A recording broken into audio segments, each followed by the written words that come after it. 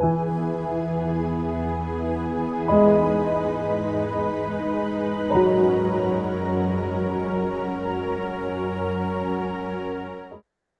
వందనాలండి. చిన్న ప్రార్థన చేసుకొని నేటి తరగతిని ప్రారంభించుకుందాం. అందరూ కళ్ళు మూసుకొని ప్రార్థనలో ఏకీభవించండి. మహోన్నతులు, మహాపరిశుద్ధులు, జీవం కలిగిన తండ్రి, మీ అపారమైన ఉన్నతమైన నామమును బట్టి ఆయన మమ్మల్ని ఇంతవరకు క్షేమంగా కాచి కాపాడి ఈ ఆన్లైన్ ద్వారా మీ మాటలు మేము వినడానికి మీరు ఇచ్చిన ఈ సువర్ణ అవకాశం బట్టి వందనాలు తండ్రి. మీ మాటలు మేము నేర్చుకొనిచుండగా, పరిశీలిస్తుండగా వివేకమును, బుద్ధి, విజ్ఞానమును అనుగ్రహించి మీ మాటలను అర్థం చేసుకోగలిగిన సామర్థ్యాన్ని మా అందరికి అనుగ్రహించి నడిపించమని కోరుతూ యేసుక్రీస్తుల వారి పుణ్యనామంలో ఈ ప్రార్థన మనం అడిగి వేడుకుంటున్నాము తండ్రి, ఆమేన్. క్రీస్తునందు ప్రియులారా, మరి మన పాఠ్యాంశం జగమెరుగని జాబిలమ్మ రహస్యం. పోయిన వారం మనం ఒక భాగాన్ని నేర్చుకున్నాం. మొదటి భాగాన్ని నేర్చుకున్నాం. జాబిలమ్మ అనగానే అది ఒక కావ్య పదము అని, అంటే చంద్రుడికి ఉన్నటువంటి కావ్య పదాలు చందమామ, జాబిలమ్మ, ఇలాగా. అది జాబిలమ్మ అనగానే చంద్రుని యొక్క పేరు అని, అది కావ్య పేరు అని మనం నిన్నటి దిన పోయిన పాఠ్యాంశంలో నేర్చుకున్నాం. చంద్రుడి పరిచయాన్ని, ఈ ఖగోళంలో, ఈ అనంత విశ్వంలో కొన్ని కోటాను కోట్ల నక్షత్రాల నడుమ, ఈ విశ్వం అనగా ఈ విశ్వ చక్రంలో కోటాను కోట్ల నక్షత్రాల నడుమ సౌర కుటుంబం, ఆ సౌర కుటుంబంలో భూమి, ఆ భూమి యొక్క ఉపగ్రహమైనటువంటి సహజ ఉపగ్రహమైనటువంటి చంద్రుడు గురించినటువంటి విశేషాలు పోయిన పాఠంలో, అనగా ఆయా దేశాలలో ఉన్నటువంటి, ప్రపంచ దేశాల్లో ఉన్నటువంటి నాగరికతలలో ఉన్నటువంటి చంద్రుడి మీద ఉన్న నమ్మకాలు, విశ్వాసాలు, అలా ఎన్నో విషయాలు కొంతవరకు మనము పోయిన పాఠ్యాంశంలో నేర్చుకున్నాం. అయితే ఈ రెండవ భాగంలో ప్రధానంగా కొన్ని ప్రాముఖ్యమైన విషయాలు, చంద్రుని యొక్క ప్రాముఖ్యమైన విషయాలు, జగమెరుగని జాబిలమ్మ రహస్యాలు మనం నేర్చుకునే ప్రయత్నం చేద్దాం. మొదటిగా ఈ జాబిలమ్మ గురించి లేదా చంద్రుడి గురించి శాస్త్రం ఏం చెప్పిందో, లేదా శాస్త్ర పరిశీలనలో తెలుసుకున్నటువంటి విషయాలు ఏంటో మనం చూసే ప్రయత్నం చేద్దాం.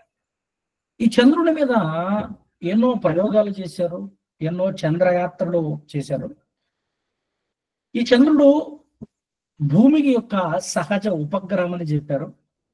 చంద్రునికి భూమికి మధ్య దూరం ఏమండి 3,84,365 కిలోమీటర్ల దూరం అని శాస్త్రం చెప్పింది. చంద్రుడు గంటకు 3,680 కిలోమీటర్ల వేగంతో భూమి చుట్టూ తిరుగుతాడు అని చెప్పారు. ఇక చంద్రుడి నుంచి వచ్చే కాంతి ఉంది కదా, ఏదైతే చంద్రకాంతి ఉంది కదా, ఆ చంద్రుడి నుంచి వచ్చే కాంతి భూమిని చేరడానికి పట్టే కాలం 1 నిమిషం 3 సెకండ్లు అని, 1 నిమిషము 3 సెకండ్లు అని.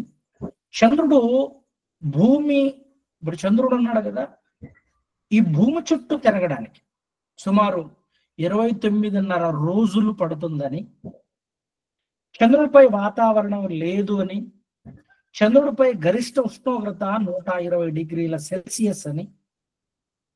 ఇక చంద్రుడి మీద, అంటే భూమి మీద అయితే ఒక మనిషి 60 కేజీల బరువు ఉంటే, చంద్రుడిపై మాత్రం ఆ చంద్రుడి యొక్క సాంద్రతను బట్టి ఇక్కడ 60 కేజీలు ఉన్నవాడు, భూమి మీద 60 కేజీలు ఉన్న మనిషి చంద్రుడిపైకి వచ్చేసరికి 10 కేజీల బరువే ఉంటాడు అని, ఇలా ఎన్నో విషయాలు చెప్పారు శాస్త్రవేత్తలు.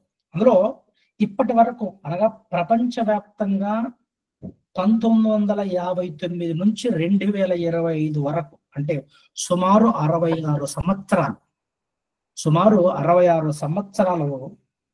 చంద్రుడిపై 150 చంద్రయాత్రలు జరిగాయి. చంద్రుడిపైకి మనిషి హ్యూమోగముల ద్వారా కావచ్చు, ఆస్ట్రోనాట్స్ ద్వారా కావచ్చు, లేదా మిషన్లు, యంత్రాలను పంపేయడం. సుమారు చంద్రయాత్రలు, అంటే చంద్రుడిపై సుమారు 150 చంద్రయాత్రలు, చంద్రుడి మీదకి యాత్రలు జరగడం అనేది జరిగింది ఇప్పటి వరకు. సుమారు ఆయా ప్రపంచ దేశాలు వాస్తవానికి ఎంత ఖర్చు అయ్యాయో పర్టికులర్ గా చెప్పరు కానీ ఇంచుమించుగా సుమారు అంచనా బట్టి 16 లక్షల కోట్ల రూపాయలు ఖర్చు అయ్యాయట. సుమారుగా 16 లక్షల కోట్ల రూపాయలు ఖర్చు అయ్యాయి. పోనీ ఈ 150 చంద్రయాత్రలు చేసినారు, చంద్రుడిపై యాత్ర చేశారు, చంద్రుడిపైకి వెళ్ళొచ్చారు. అయితే ఈ 16 లక్షల కోట్లు పెట్టి ఖర్చు చేసి చంద్రయాత్రల వల్ల వాళ్ళు ఏం తెలుసుకున్నారు లేదా ఏం తెచ్చారు అని ఆలోచన చేస్తే సుమారు 382 కిలోల చంద్రశిలలు అంటారు, చంద్రుడిపై ఉన్న రాళ్ళు భూమి మీదకి తెచ్చారు. 382 కిలోల చంద్రశిలలు లేదా చంద్రుని మీద ఉన్నటువంటి రాళ్ళు భూమండలం మీదకి తెచ్చారట. చంద్రుడు ఒక చౌడు నేల అని, చంద్రుడిపై మనిషి నివసించడానికి ఆస్కారం లేదని కూడా వీళ్ళు చెప్పారు. ఇక శాస్త్ర ప్రపంచాన్ని ఇంకా లోతుల్లోకి వెళ్ళి అడిగితే అసలు ఈ చంద్రుడు ఎప్పుడు పుట్టాడు, ఎలా పుట్టాడు అని శాస్త్రాన్ని అడిగితే శాస్త్రం అంటుంది సుమారుగా 4.5 బిలియన్ సంవత్సరాల క్రితం థియా అనే గ్రహం భూమిని బలంగా ఢీకొట్టడం వల్ల ఏర్పడినటువంటి ఆ శకలాల ధూళి దుమ్మును బట్టి చంద్రుడు ఏర్పడ్డాడు అని ఈ శాస్త్ర ప్రపంచం చెప్పింది. ఎలా పుట్టాడు చంద్రుడు, ఎలా సృష్టింపబడ్డాడు, ఎలా ఏర్పరచబడ్డాడు విశ్వంలో అంటే 4.5 బిలియన్ సంవత్సరాల క్రితం థియా అన్నటువంటి ఒక గ్రహం భూమిని బలంగా ఢీకొట్టడం వల్ల అలా ఢీకొట్టినప్పుడు ఏర్పడినటువంటి శకలాల లేదంటే ఆ దుమ్ము ధూళి వల్ల చంద్రుడు ఏర్పడ్డాడు అని శాస్త్రం చెప్పింది.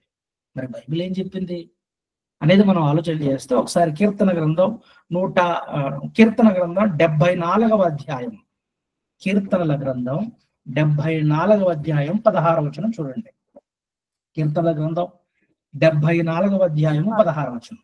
పగలు నీదే, రాత్రి నీదే, సూర్యచంద్రులను నీవే నిర్మించితివి. సూర్యచంద్రులను నీవే కలుగజేసితివి అని చూస్తుంది. సూర్యుని కానివ్వండి, ఆ సౌర కుటుంబంలో ఉన్నటువంటి అంతరిక్షంలో ఉన్నటువంటి సూర్యుని చంద్రుణ్ణి దేవుడు కలుగజేశాడు, సృష్టించాడు. అది 4.5 బిలియన్ అన్నారు. వాస్తవానికి బైబిల్ కూడా కొన్ని కోట్ల సంవత్సరాలని చెప్పింది. దాని లెక్కలు కట్టలేవు, ఎందుకంటే భూదినాలు వేరు, విశ్వదినాలు వేరు. బైబిల్లో భూదినాలు ఉన్నాయి, విశ్వదినాలు ఉన్నాయి. కనుక ఆ విశ్వదినాల ఆధారంగా కొన్ని కోట్ల సంవత్సరాల క్రితమే చంద్రుడు సృష్టింపబడ్డాడు. అయితే ఒక గ్రహం థియా అనే గ్రహం భూమిని ఢీకొట్టడం వల్ల సృష్టింపబడ్డాడు అనేది శాస్త్రం చెప్పింది. కానీ బైబిల్ అంటుంది అది దేవుడు తన మాట వలన ఆయన సృష్టించాడు. మనకి హెబ్రీ పత్రిక 11వ అధ్యాయం మొదటి 2-3 వచనాలు చదువుకుంటాం కదా. ఆయన తన మాట వల్ల ప్రపంచములను సృష్టించను. దాన్ని బిగ్ బ్యాంగ్ థియరీ అని కూడా అంటారు.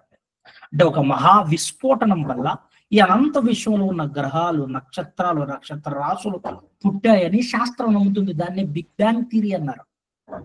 అయితే దేవుడు అంటున్నాడు ఆయన తన మాట వలన విశ్వాన్ని కలుగు చేశాడు, ప్రపంచములను సృష్టించాడు.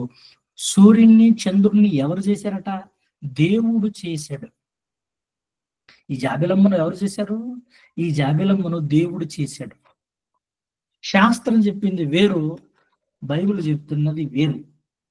ఓకే, ఇప్పుడు అసలు ఈ చంద్రుని జాబిలమ్మ గురించి ఇంకా శాస్త్ర ప్రపంచం ఏమంటుంది, బైబిల్ ఏమంటుంది? అసలు ఈ జాబిలమ్మ ఎప్పుడు పుట్టాడు అంటే ఇందాక చదువుకున్నాం. ఎలా పుట్టాడు అంటే ఇందాక చదువుకున్నాం. అసలు ఈ జాబిలి లేదంటే ఈ చంద్రుడిని దేవుడు ఎందుకు సృష్టించాడు? విశ్వంలో లేదా అంతరిక్షంలో ఈ చంద్రుని యొక్క సృష్టి లేదా ఈ చంద్రుని యొక్క ఏర్పాటు ఎందుకని జరిగింది? ఎందుకని విశ్వంలో భూమి యొక్క సహజ ఉపగ్రహమైనటువంటి చంద్రుణ్ణి దేవుడు ఎందుకు నియమించాడు అనేది మనం బైబిల్లో గనక చూస్తే, ఒకసారి బైబిల్లో మనం చూద్దాం. బైబిల్లో నుంచి ఇర్మియా గ్రంథం 31వ అధ్యాయం 5వ వచనం. 31వ అధ్యాయం ఇర్మియా గ్రంథం 5వ వచనం. పగటి వెలుగుకై సూర్యుని, రాత్రి వెలుగుకై చంద్ర నక్షత్రములను నియమించేవాడు. అసలు ఈ జాబిలి, ఈ చంద్రుడు ఎందుకు సృష్టింపబడ్డాడు, ఎందుకు ఏర్పరచబడ్డాడంటే పగటికేమో రాజుని, సూర్యుని నియమించాడట దేవుడు. రాత్రిని వెళ్ళడానికి, రాత్రిని పాలించడానికి. లేకపోతే నెల రాజు అని చదువుకున్నాం, గుర్తుందా? రాత్రికి రాజు, రాత్రిని పరిపాలించడానికి దేవుడట చంద్రుణ్ణి నియమించాడట, చంద్రుడిని సృష్టించాడట. ఇదే విషయాన్ని మనం ఆదికాండంలో కూడా చదువుకుంటాం. మీరు ఎప్పుడు చదువుకునే మాట, ఆదికాండం 1వ అధ్యాయం 16వ వచనం. ఆదికాండము 1వ అధ్యాయము 16వ వచనం. దేవుడు ఆ రెండు గొప్ప జ్యోతులను, అనగా పగటిని ఏలుటకు పెద్ద జ్యోతిని, రాత్రిని ఏలుటకు చిన్న రాత్రిని ఏలడానికి చిన్న జ్యోతి, రాత్రిని ఏలడానికి చిన్న జ్యోతి. అసలు రాత్రిని చంద్రుడు ఎలా ఏలుతున్నాడు, ఎలా పరిపాలిస్తున్నాడు? మనము పగటి పూట అయితే చంద్రుని యొక్క సూర్యుని యొక్క కాంతిలో, ఆ కాంతిలో, సూర్యకాంతిలో మనమందరం బ్రతుకుతున్నాం, చెలిస్తున్నాం. మరి చంద్రుడు మనల్ని ఎలా పరిపాలిస్తాడు? చంద్రుడు ఎందుకంటే రాత్రిని వెళ్ళడానికి చంద్రుడు, రాత్రిని వెలిగించడానికి, రాత్రిని నడిపించడానికి చంద్రుడు అన్నాడు. అసలు ఈ విషయంలో రాత్రి పగలు అనేవి రెండు ఉంటాయి. అసలు ఇంకా గట్టిగా చెప్పాలంటే భూమండలం మీద మనకి రాత్రి పగలు ఏర్పడడం మనం చూస్తాం. మనకి భూమి మీద రాత్రి పగలు ఎలా ఏర్పడుతుంది? భూమిపై మనకి రాత్రి పగలు ఎలా ఏర్పడుతుంది అని అంటే, ఒకసారి మీకు పిక్చర్ చూపిస్తారు చూడండి. రాత్రి పగలు ఎలా ఏర్పడుతుంది అంటే, పిల్లరా, భూమికి కూడా కక్షలు ఉన్నాయని చెప్పాను, ఆర్బిట్ ఉంటదని చెప్పాను. భూమి తన కక్షలో భ్రమిస్తుంటది, పరిభ్రమిస్తుంటది. భూమి తన కక్షలో భ్రమించడం లేదా భ్రమించడం అంటే తన చుట్టూ తాను తిరగడం. అదే భూమి సూర్యుడి చుట్టూ తిరగడాన్ని భూపరిభ్రమణం అంటారు. భూపరిభ్రమణం అంటారు. భూమి తన చుట్టూ తాను తిరగడం, భూమి తన చుట్టూ తాను తిరుగుతూ సూర్యుని చుట్టూ తిరగడం భూపరిభ్రమణం. ఇప్పుడు ఈ పగలు రాత్రులు ఎలా ఏర్పడతాయి అంటే, సూర్యుని చుట్టూ భూమి తిరుగుతున్నప్పుడు భూమి ఒకవైపు ఏమో సూర్యుని కాంతి పడడం, మరోవైపు ఏమో సూర్యుని కాంతి పడకపోవడం వల్ల రాత్రి ఏర్పడడం అనేది జరుగుతుంది. అసలు రాత్రి పగలు ఎలా ఏర్పడతాయంటే, భూమి తన కక్షలో భ్రమిస్తున్నప్పుడు, భూభ్రమణం చెందుతున్నప్పుడు. భూభ్రమణం అంటే భూమి తన చుట్టూ తాను తిరగడం. భూపరిభ్రమణం అంటే భూమి తన చుట్టూ తాను తిరుగుతూ సూర్యుని చుట్టూ తిరగడం. ఇలా భూమి తన చుట్టూ తాను తిరుగుతున్నప్పుడు, భూమి తన చుట్టూ తాను తిరుగుతున్నప్పుడు మనకి సూర్యుని కిరణాలు ఒకవైపు పడి మరోవైపు సూర్యుని కిరణాలు పడవు. ఎందుకంటే భూమి తిరుగుతుంది కదండి, భూమి తన కక్షలో తిరుగుతుంది కదా, భూమి రొటేషన్ అవుతుంది కదా. భూమి రొటేషన్ అవుతున్నప్పుడు ఒక భాగమేమో సూర్యకిరణాలు పడతాయి, మరో భాగమేమో దాన్ని సూర్యుని అటువైపు, అంటే భూమి యొక్క అటువైపు ఏమో సూర్యుని కిరణాలు పడవు. సూర్యుని కిరణాలు పడని వైపేమో రాత్రి అని, సూర్యుని కిరణాలు పడినటువంటి వైపేమో పగలు అని. ఈ రాత్రి పగలు ఏర్పడతాయి. ఈ రాత్రిని ఎవరు వెళ్తారట? ఈ పగటినేమో సూర్యుడు వెళుతుంటే, మరి ఈ రాత్రిని ఎవరు వెళ్తారట? ఈ రాత్రిని వెళ్ళడానికి దేవుడు చంద్రుణ్ణి నియమించాడట. ఎలా వెళుతాడు చంద్రుడు? చంద్రుడు ఎలా వెళతాడంటే, చంద్రుడి యొక్క కాంతి, రాత్రిపూట చంద్రుడి కాంతి కావాలి కదండి మనందరికీ. మనం హాయిగా నిద్రపోవాలన్నా, హాయిగా బ్రతకాలన్నా, అవునా, మనందరికీ అవసరమైనది చంద్రుని వెన్నెల. చంద్రుని వెన్నెల మనకొకటే కాదండి, జీవరాశులకు కూడా అవసరం. జీవరాశులకు కూడా చంద్రుడి వెన్నెల అవసరం. ఒకసారి కీర్తన గ్రంథం చూడండి పిల్లలారా. కీర్తన గ్రంథం 104వ అధ్యాయం, 104వ అధ్యాయం 20వ వచనం. కీర్తన గ్రంథం 104వ అధ్యాయము 20వ వచనం. నీవు చీకటి కలుగజేయగా రాత్రి అగుచున్నది, అప్పుడు అడవి జంతువులన్నీ తిరుగులాడుచున్నవి. చీకటి కలుగ చేసినప్పుడు ఏమో తిరుగుతాయట? అడవి జంతువులు తిరుగుతాయట. ఎందుకు? అడవి జంతువులన్నీ పగలపూట రావు ఆహారం కొరకు. అడవి జంతువులన్నీ రాత్రి పూటే ఆహారాన్ని సంపాదించుకోవడానికి రాత్రి పూటే బయటకు వచ్చి సంచారం చేస్తాయట అడవి జీవులు. ఇంకా సూర్యుడు సింహపు పిల్లలు వేట కొరకు గర్జించుచున్నవి, తమ ఆహారంను దేవుని చేతిలో నుండి తీసుకొని చూస్తున్నవి. సూర్యుడు ఉదయింపగానే అవి మరలిపోయి తమ గుహలలో పండుకొనును.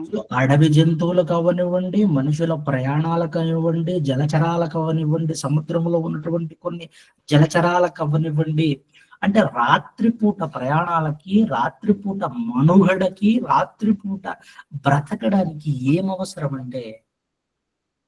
అట? చంద్రుడి వెన్నెల కాంతి అవసరం. మరి శాస్త్ర ప్రపంచం చెప్పింది ఏమనింది శాస్త్రం అంటే, లేదండి ఈ గెలిలియో ఉన్నాడు కదా, ఏమండి ఖగోళ శాస్త్రవేత్త, ఇటలీకి చెందినటువంటి ఖగోళ శాస్త్రవేత్త గెలిలియో టెలిస్కోప్ను కనుగొన్నటువంటి వ్యక్తి. ఈయన 1610లో చంద్రుడి గురించి వివరిస్తూ అసలు చంద్రుడు స్వయం ప్రకాశక శక్తి కాదు అన్నాడండి. చంద్రుడి కాంతి ఏదైతే ఉందో మనుషుల మనుగడికి, జీవరాశుల మనుగడికి అవసరమైనటువంటి ఈ చంద్రుని వెన్నెల, ఈ చంద్రుని కాంతి మనిషికి అవసరమే. అయితే చంద్రుడు మాత్రం స్వయం ప్రకాశక శక్తి కాదు అని చెప్పాడు 1610 సంవత్సరంలో. ఈ చంద్రుని గురించి వివరిస్తూ చంద్రుడు స్వయం ప్రకాశక శక్తి కాడు అన్నాడండి. నిజమే, ఇది వాస్తవమే. బైబిల్ కూడా ఏనాడో చెప్పింది. అసలు సూర్యుని కిరణాలు చంద్రుడి మీద పడడం, ఆ చంద్రుని మీద పడినటువంటి ఆ కిరణాలు రిఫ్లెక్ట్ అయ్యి భూమి మీదకి ప్రసరిస్తాయి. మీరు అప్పుడు మిర్రర్ని సూర్యుడికి పెట్టి, మీ అద్దాన్ని, మీరు ఇంట్లో కనుక అద్దం ఉంటే అద్దం తీసుకొని సూర్యుని కిరణాలకు తదేకంగా పెట్టి మీరు మిర్రర్ని ఇలా మూచేయండి. సూర్యుని కిరణాలు అద్దం మీద పడినప్పుడు దాని కిరణాలు వేరే వైపు ప్రసరిస్తుంటాయి. చూడండి, ఈ మిర్రర్ మీద అద్దం మీద నుంచి మరో కాంతి వేరే వైపు ప్రయాణిస్తుంటది.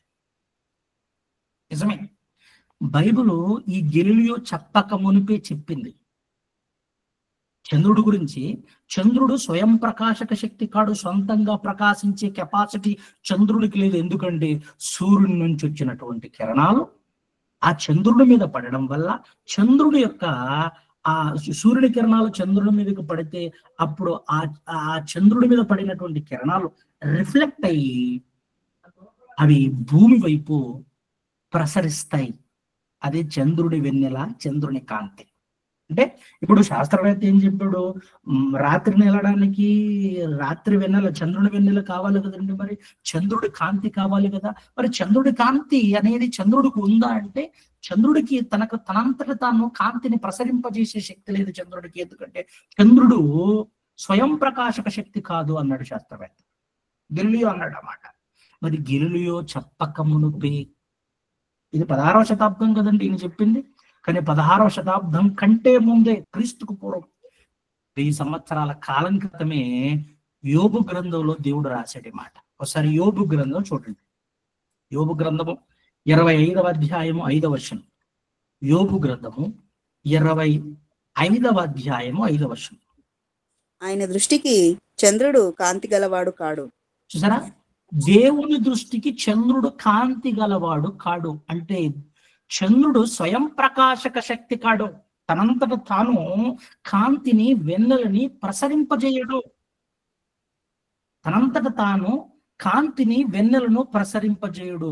ఎందుకంటే చంద్రుడు స్వయం ప్రకాశక శక్తి కాడు కనుక. మరి ఎక్కడి నుంచి వస్తుంది ఈ కాంతి?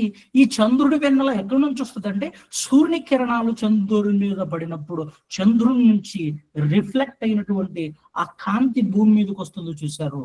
ఆ కాంతి సూర్యుని కిరణాల వల్ల రిఫ్లెక్ట్ అవుతుంది చంద్రుడి మీద పడినప్పుడు. యోబు గ్రంథంలో ఏనాడో చెప్పాడు కదండి, ఆయన దృష్టికి చంద్రుడు కాంతి గలవాడు కాడు. స్వయం ప్రకాశక శక్తి చంద్రునికి లేదు. ఒకవేళ దేవుడు సూర్యుని గనక కప్పేశాడు అనుకోండి, సూర్యుని గనక ప్రసరింపకోకుండా, సూర్యునికి ఏదైనా ఆయన ఆ కాంతి ప్రసరింపకుండా ఏదైనా ఆయన మబ్బుల చేత దేని చేత కప్పేసాడు అనుకోండి, చంద్రుడు ప్రకాశించడట, చంద్రుడు కాంతినివ్వడట. చూద్దాం బైబిల్లో నుంచి. ఏమండి, బైబిల్లో నుంచి చూద్దాం. హెజ్కేలు గ్రంథము 32వ అధ్యాయం 7వ వచనం. హెజ్కేలు గ్రంథము 32వ అధ్యాయం 7వ వచనం. నేను నిన్ను ఆర్పివేసి ఆకాశ మండలమును మరుగు చేసేదను, నక్షత్రములను చీకటి కమ్మ చేసేదను, సూర్యుని మబ్బు చేత కప్పెదను, చంద్రుడు వెన్నెల కాయకపోయింది. మబ్బు చేత కప్పెదను. సూర్యుని దేని చేత కప్పుతాను అంటున్నాడు? సూర్యుని గనక మబ్బు చేత కప్పితే చంద్రుడు వెన్నెల కాయకపోవును. సూర్యుని దేవుడు గనక కప్పేశాడు అనుకోండి, సూర్యుని కిరణాలు ప్రసరింపకుండా చేశాడు అనుకోండి, చంద్రుడు కాంతిని ఇవ్వలేడు, చంద్రుడు వెన్నెలను ప్రసరింపజేయలేడు. అదే రాశాడు అక్కడ. సూర్యుని మబ్బు చేత కప్పెదను, చంద్రుడు వెన్నెల కాయకపోను. స్వయం ప్రకాశక శక్తి లేదనే కదా ఏనాడో చెప్పాడు దేవుడు బైబిల్లో. మత్తయి సువార్త 24వ అధ్యాయం 29వ వచనం కూడా చూద్దాం. మత్తయి సువార్త 24వ అధ్యాయం, మత్తయి సువార్త 29వ వచనం. ఆ దినముల శ్రమ ముగిసిన వెంటనే చీకటి సూర్యుని కమ్మును, చంద్రుడు కాంతిని ఇయ్యడు. ఆకాశం ఈ సూర్యుడికి ఈ చంద్రుడికి భూమికి ఉన్న మధ్య సంబంధం ఏదంటే, ఈ చంద్రుడి వెన్నెల సూర్యుని యొక్క కిరణాల మీద ఆధారపడి ఉంది. ఒకవేళ సూర్యుడిని గనక దేవుడు చీకటి కమ్మ చేస్తే సూర్యునికి చంద్రుడు కాంతినివ్వలేడు.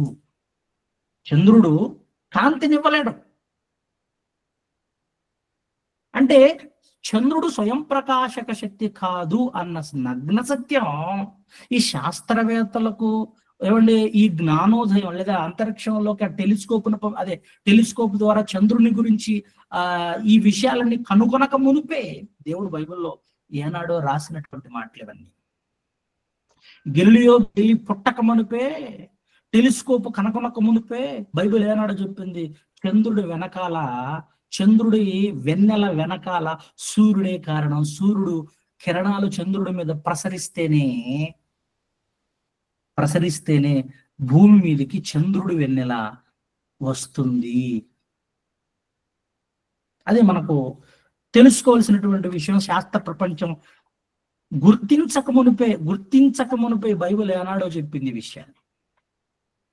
ఇది మొదటి విషయం. ఇందాక నేను చెప్పాను కదా, చంద్రుని యొక్క రహస్యాలలో, జాబిలమ్మ రహస్యాలలో ఒక రహస్యం, చంద్రుడు రాత్రిని ఏలడానికి దేవుడు నియమించాడు. చంద్రుణ్ణి రాత్రి ఏలడానికి చంద్రుడిని నియమించాడట దేవుడు. ఎందుకు రాత్రి అంటే, రాత్రి అడవి జంతువులు, సముద్రంలో ఉన్నటువంటి జలచరాలు, మనుషుల ప్రయాణాలు, అంటే రాత్రి కూడా మనిషి హాయిగా బ్రతకడానికి రాత్రి వెన్నెల అవసరం, చంద్రుడి వెన్నెల అవసరం. చంద్రుడు ఏలాలని దేవుడు సూర్యకిరణాలు చంద్రుని మీదకు ప్రసరింపజేసి చంద్రుని నుంచి వెన్నెల భూమి మీదకు ప్రసరింపజేస్తున్నాడు. రాత్రి నెలరాజుగా చంద్రుడు ఉన్నాడు. ఇది మనకు అర్థమైన మాట. మరి ఇంకా ఏముంది చంద్రుడి యొక్క ఏర్పాట్లో? ఇంకా ఏం దాగి ఉన్నాయంటే, ఒకసారి ఆదికాండం 1వ అధ్యాయము 2వ విషయాన్ని మనం చూద్దాం బైబిల్లో నుంచి. చంద్రుని యొక్క రహస్యాలలో మరొక 2వ రహస్యం.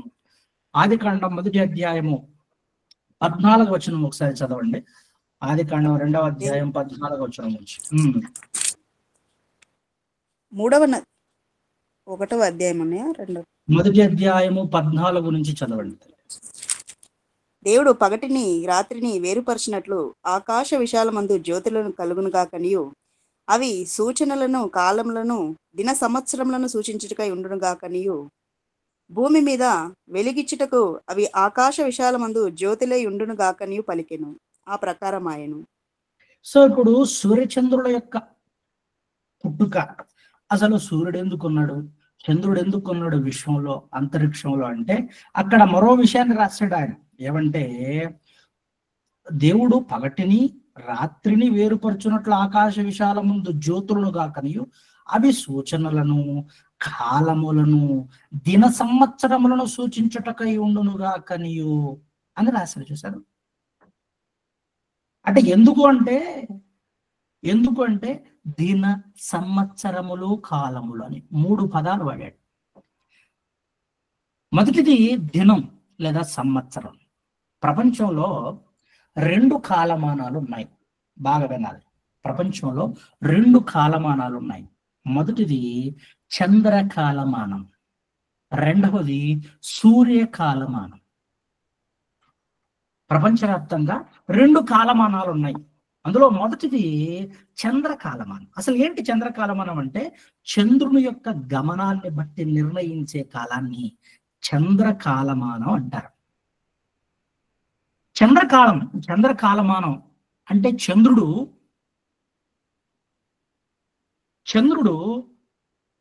తన చుట్టూ తాను తిరుగుతూ భూమి చుట్టూ తిరగడానికి సుమారుగా 29.5 రోజుల కాలం అని చదువుకున్నాం ప్రారంభంలోనే. చంద్రుని యొక్క సంవత్సరం 12 నెలలు. చంద్రకాలమానాన్ని బట్టి చంద్రుని యొక్క సంవత్సరం 12 నెలలు. అంటే 29.5 రోజులు ఇంటూ 12 అని మనం కనుక లెక్కలేస్తే 354 రోజులు. అంటే ఒక చంద్రకాలమానం సంవత్సరానికి ఒక చంద్రమాసం లేదా ఒక చంద్ర సంవత్సరం 354 రోజులు అవుతుంది. ఎన్ని రోజులు అంటే 354 రోజులు. అంటే అమావాస్య నుంచి అమావాస్య వరకు, ఈ అమావాస్య నుంచి వచ్చే అమావాస్య వరకు కూడా చంద్రమాసం అని మనం చంద్రకాలమానంలో మనం నేర్చుకున్నాం. ఒకసారి పిక్చర్ మీకు చూపించే ప్రయత్నం చేస్తాను. దాని ఆధారంగా మీరు అర్థం చేసుకోవడానికి ప్రయత్నం చేయండి. ఇక్కడ మీరు గమనించారో లేదో, చంద్రుడి కాలమానంలో బాగా చూస్తే అమావాస్య న్యూ అని ఉంటుంది. చూస్తారా? న్యూ. ఈ అమావాస్య నుంచి తిరిగి అమావాస్య వరకు కూడా 1 నెల చంద్రమాసం. ప్రపంచంలో ఎన్నో మతాలు, ఎన్నో సంస్కృతులు, ఎన్నో పండుగలు ఇవన్నీ కూడా చంద్రకాలమానాన్ని బట్టి ఆధారపడి నిర్ధారించబడినవి. అంటే అమావాస్య నుంచి మళ్ళా పౌర్ణానికేమో అర్ధ నెలగాను, మళ్ళా అమావాస్యకి మళ్ళా పరిపూర్ణమైన నెలగాను. అంటే చంద్రుడు భూమి చుట్టూ తిరుగుతున్నప్పుడు భూమి చుట్టూ తిరుగుతున్నాడు. చంద్రుడు తన చుట్టూ తాను తిరుగుతూ భూమి చుట్టూ తిరుగుతున్నాడు. చూసారు? భూమి చుట్టూ తిరుగుతున్నప్పుడు సుమారు 29.5 రోజులు పడుతుంది నెలకి. 12 నెలలు అంటే 12 ఇంటూ 29.5 కొడితే 354 రోజులు అవుతుంది. ఇది చంద్రకాలమానాన్ని బట్టి ఒక సంవత్సరానికి 354 రోజుల కాలం పడుతుంది. బైబిల్లో అంటే ఇప్పుడు మీకు అర్థమవలసిన విషయం ఏంటంటే, బైబిల్లో ఉన్నటువంటి హిబ్రీలు కానివ్వండి, ఇస్రాయేలుడు కానివ్వండి, హిబ్రీలు అంటే యూదులు కానివ్వండి, ఈ చంద్రకాలమానాన్ని బట్టే లూనార్ క్యాలెండర్ అని విన్నారా? చంద్రకాలమానం బట్టే వాళ్ళు నెలలు, సంవత్సరాలు, పండుగలు, దినాలు, ఉత్సవాలు ఈ చంద్రకాలమానాన్ని బట్టే ఏర్పరచుకున్నారు. బైబిల్లో మీకు మంచి ఉదాహరణ చూపిస్తా. అసలు మనకి బైబిల్లో అమావాస్యకి ప్రత్యేకత ఉంది తెలుసా అంటే మీకు? అసలు అమావాస్య అనే పదాలు బైబిల్లో మీరు ఎప్పుడైనా చదివారా? చదివినప్పుడు అమావాస్యకు ఒక ప్రత్యేకమైనటువంటి విషయాన్ని రాశాడు దేవుడు. ఒక అమావాస్య అనగానే యూదుల సాంప్రదాయంలో ఒక ప్రత్యేకమైన రోజు. ఎందుకంటే అది చంద్రకాలమానాన్ని బట్టి ఆరంభమయ్యే తొలి రోజు గనక, లేదా అమావాస్య నుంచి అమావాస్యకు ఒక నెల గనక, నెలలో మొదటి రోజుగా లేదా నెల ప్రారంభపు దినంగా అమావాస్యను వేడుకగాను, ఒక ఉత్సవంగాను ఇశ్రాయేలు దేవుణ్ణి పూజించడానికి, దేవుణ్ణి ఆరాధించడానికి అమావాస్యను కేంద్రంగా పెట్టుకుని దేవునికి ఆరాధనలు, దహన బలులు కూడా చేశారు. చంద్రకాలమానాన్ని బట్టి చూద్దాం. బైబిల్లో నుంచి ఒక మాట చూపిస్తాం, చూడండి. సంఖ్యాకాండము 28వ అధ్యాయం 11వ వచనం. సంఖ్యాకాండము 28వ అధ్యాయము 11వ వచనం. మొదటి నెల 14వ దినమున యెహోవాకు పస్కా పండుగ. ఆ నెల 28వ అధ్యాయము సంఖ్యాకాండం 11వ వచనం తల్లి. 28, నెల 11. నెలకు మొదటి దినమున యెహోవాకు దహన బలి అర్పించవలెను. ఏమట? నెల నెలకు మొదటి దినం అన్నాడు. చూడండి, నెల నెలకు మొదటి దినం యెహోవాకు ఏమర్పించాలి? దహన బలి దహన. ఇది నిత్యమైనటువంటి దహన బలి, దాని పాణార్పణము. అంటే దేవుడికి దహన బలి మాసమునకు చేయాలట.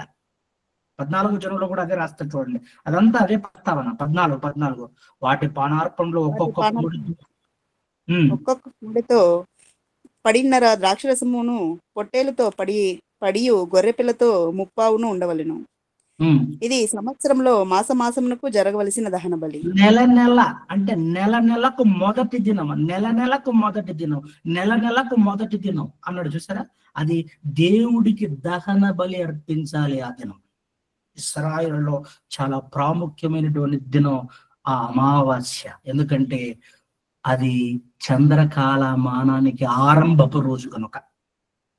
ఈ విషయం మళ్ళా మనకు అర్థం అవడానికి హెజ్కేలు గ్రంథం 46వ అధ్యాయము 1 నుంచి చదవండి. ఈ విషయం మనకు అర్థం అవడానికి చంద్రకాలమానం అమావాస్య నుంచి అమావాస్యకు 1 నెల, అలా 12 నెలలు కలిపితే చంద్రకాలమానాన్ని బట్టి అంటే చంద్ర సంవత్సరం 354 రోజులు పడుతుంది.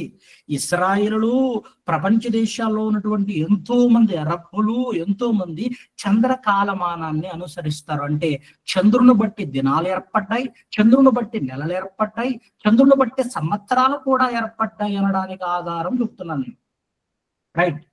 హెజ్కేలు గ్రంథం 46వ అధ్యాయం 1 నుంచి. ప్రభు అయిన యెహోవా సెలవిచ్చినదేమనగా, తూర్పు తట్టు చూచు లోపటి ఆవరణపు గుమ్మము పనిచేయు 6 దినములు మూయబడి ఉండి విశ్రాంతి దినమునను అమావాస్య దినమునను తీయబడి ఉండవలెను. విశ్రాంతి దినమట, అమావాస్య దినమట. అదే రాదు, చూడండి, మెన్షన్ చేసాడు అక్కడ. చదువు. అధిపతి బయట మంటపమునకు పోవు మార్గముగా ప్రవేశించి గుమ్మపు ద్వారబంధముల దగ్గర నిలవబడగా యాజకులు దహన బలి పశువులను, సమాధాన బలి పశువులను అతనికి సిద్ధపరచవలెను. అతడు గుమ్మము దగ్గర నిలబడి ఆరాధన చేసిన తర్వాత వెలుపలికి పోవును. అయితే సాయంకాలము కాక మునిపే గుమ్మము మూయకూడదు. మరియు విశ్రాంతి అమావాస్య. ఇక్కడ ప్రధానంగా యాజకులు దహన బలిని ఇచ్చే విషయంలోను, సమాధాన బలుడు ఇచ్చే విషయంలోను 3వ వచనంలో మాట్లాడుతున్నాడు. మరియు మీరు విశ్రాంతి దినములలోను అమావాస్యలలోను దేశ జనులు ఆ తలుపు దగ్గరకు నిలబడి యెహోవాకు ఆరాధన చేయవలని ఎప్పుడట? అమావాస్య రోజు. అమావాస్య రోజు ఎందుకు? అమావాస్య రోజు అయితే మూన్ న్యూ డే, అంటే చంద్రుడి యొక్క తొలి దినం. దీన్ని హెబ్రూలో రోష్ కడోష్ అనే పదంతో అంటారట. నూతన మాసపు తల అనే అర్థం అంట. నూతన మాసపు తల అంటే ఇశ్రాయేలుకి అమావాస్య అనగానే మూన్ న్యూ డే అనే అర్థం. అంటే నెలకు మొదటి రోజు అని అర్థం. ఆ రోజులో వాళ్ళు దేవునికి దహన బలులు అర్పించాలి, దేవుడి దగ్గరికి వెళ్ళి దేవుణ్ణి ఆరాధించాలి. ఏ రోజు? అమావాస్య రోజు. ఇంకా చూద్దాం ఒకసారి. యెషయా గ్రంథం 66వ అధ్యాయం 23వ వచనం చూడండి. యెషయా గ్రంథం 66వ అధ్యాయం 23వ వచనం. యెషయా గ్రంథం 66వ అధ్యాయం 23వ వచనం. 66-23 అండి. ప్రతి అమావాస్య దినమునను ప్రతి విశ్రాంతి దినమునను నా సన్నిధిని మ్రొక్కుటకై సమస్త శరీరులు వచ్చెదరు. అంటే దేవుని మొరకడానికి, దేవుణ్ణి ఆరాధించడానికి అమావాస్య రోజు అనేది చాలా ప్రాముఖ్యమైన రోజు. దహన బలులు ఇవ్వడము. చూసారా? ఈ 81వ కీర్తన, మళ్ళా కీర్తన గ్రంథం 81వ అధ్యాయము 3వ వచనం. కీర్తన గ్రంథం 81వ అధ్యాయము 3వ వచనం. అమావాస్య నాడు కొమ్ము ఊదిడి. మనము పండుగ ఆచరించు దినమగు పున్నమి నాడు పండగలో కొమ్ము కూడా ఊదుడి. పండగలో కూడా ఇంచుమించుగా అమావాస్య రోజు కొమ్మ ఊదంటే మనం పండగ ఆచరించు దినమకు పున్నమ నాడు కొమ్మ ఊదుడే. అంటే ఇక్కడ అమావాస్యకు ఒక ప్రత్యేకత ఉంది. ఎందుకంటే యూదుల సాంప్రదాయం ప్రకారం అమావాస్య అనగానే ఇది చంద్రుని యొక్క తొలి రోజు. ఆ రోజు నుంచి ఆరంభం, అమావాస్య నుంచి అమావాస్యకు ఒక నెల. ఇది చంద్రకాలమానాన్ని బట్టి దినం, సంవత్సరం. ఈ చంద్రుని యొక్క కాల గమనాన్ని బట్టి, చంద్రకాల గమనాన్ని బట్టి, ఈ లూనర్ క్యాలెండర్ అంటారు కదా, ఈ యూదులు ఆచరిస్తున్న పండుగలు కావచ్చు, దినాలు కావచ్చు, సంవత్సరాలు కావచ్చు, ఇవన్నీ కూడా చంద్రకాలమానాన్ని బట్టి నిర్ధారించబడినటువంటివే. అందుకే దేవుడు ఇంకొక విషయం కూడా చూడండి, ఆ అమావాస్య నాడు వాళ్ళు వ్యాపారాలు కూడా చేయరు. ఆమోసు గ్రంథం 8వ అధ్యాయం 5వ వచనం. ఎందుకంటే అది ప్రత్యేకమైన రోజు. రాజుల విందులు కూడా, వారి రాజభవనాలలో విందులు కూడా అమావాస్య రోజు రాజుల విందులు కూడా ఏర్పాటు చేసుకునేవాళ్ళు. దానికి బెస్ట్ ఎగ్జాంపుల్ 1 సమూయేలు గ్రంథం 20వ అధ్యాయం 5వ వచనం. తర్వాత చదువుకోండి. ఆమోసు గ్రంథం 8వ అధ్యాయం 5వ వచనం మాత్రం చదవండి. ఇప్పుడు ఆమోసు గ్రంథం 8వ అధ్యాయం 5వ వచనం.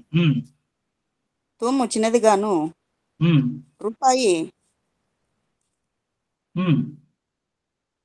తూము చిన్నదిగాను రూపాయి ఎక్కువదిగాను చేసి దొంగత్రాసు చేసి మనము ధాన్యము అమ్మునట్లు అమావాస్య ఎప్పుడైనా పోవునా, మనము గోధుమలను అమ్మకము చేయనట్లు విశ్రాంతి దినము ఎప్పుడు గతించిపోవునో అని చెప్పుకొని వారలారా.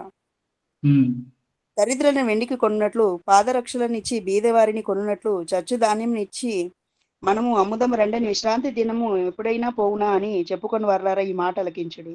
సో అమావాస్య పోతేనే వాళ్ళు వ్యాపారాలు ప్రారంభించేవాళ్ళు. అమావాస్య అనేది చాలా ప్రాముఖ్యమైనటువంటి దినము. అమావాస్య అనేది చాలా ప్రాముఖ్యమైన దినము. ఎందుకు అమావాస్య ప్రాముఖ్యం అంటే అది చంద్ర కాలమానాన్ని బట్టి, చంద్ర మాసానికి తొలి రోజు కనుక. సో ఇదొక కాలమానం ఉందంటే, చంద్రుడు ఎందుకు దేవుడు నిర్ణయించాడు, ఎందుకు ఏర్పాటు చేశాడంటే భూమి మీద దిన సంవత్సరములను సూచించుటకు. అవును, సూర్యుడు కూడా ఉన్నాడు, మళ్ళా మర్చిపోవద్దు. సూర్యుడు కూడా ఉన్నాడు. సూర్యుని యొక్క కాలమానం వేరు. మళ్ళా సూర్యుని యొక్క కాలమానం వేరు. సూర్యుని యొక్క కాలమానం ఏంటంటే సూర్యుని యొక్క గమనాన్ని బట్టి నిర్ణయించే కాలాన్ని సూర్యకాలమానం అంటారు. అంటే భూమి తన చుట్టూ తాను తిరుగుతూ సూర్యుని చుట్టూ తిరుగుతుంది.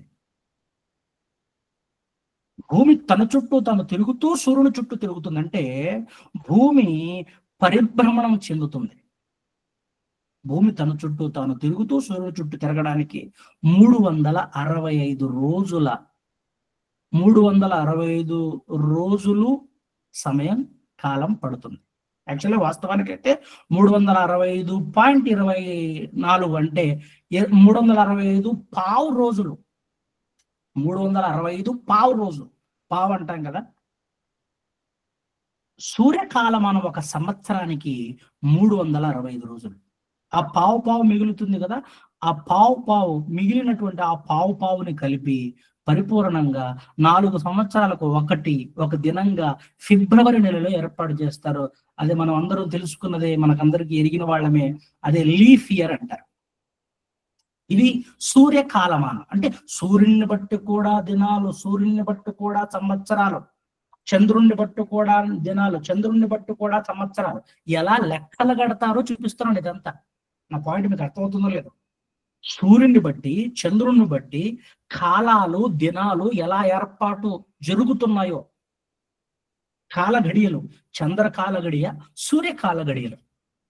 ప్రస్తుతం ప్రపంచ దేశంలో మనం వాడుతున్నది లేదా మనం అనుసరిస్తున్నది సూర్యకాలమానమే. ఎందుకు అంటే సూర్యుని యొక్క కాలగమనాన్ని బట్టి 365 రోజులు వస్తే అక్కడ 354 రోజులు కనిపిస్తుంది. అంటే తక్కువ రోజులు అవుతుంది.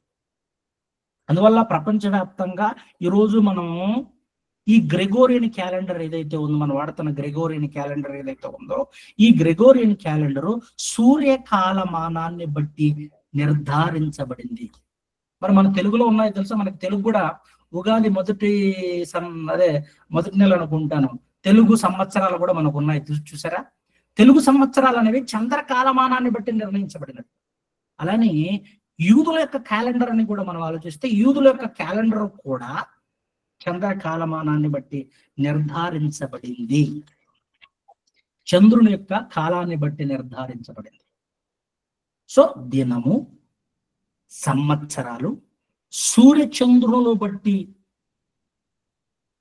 తెలుసుకోవడానికి దేవుడు సూర్యుని పెట్టాడు, చంద్రుణ్ణి పెట్టాడు. చంద్ర కాలమానం ఉంది, సూర్య కాలమానం ఉంది, రెండు కాలమానాలు ఉన్నాయి. చంద్రుణ్ణి ప్రత్యేకంగా మనం చంద్రుని గురించి ఆలోచిస్తున్నాం కాబట్టి చంద్ర కాలమానం కూడా ఉంది. అది సంవత్సరానికి 354 రోజులు పడుతుంది కదా. ఇప్పుడు ఇంకొక విషయం చదువుకుందాం. ఇప్పుడు ఇది 2వ పాయింట్ అయిపోయింది. 3వ పాయింట్ కాలాలు, సీజన్స్ అంటారు కదా, కాలములు.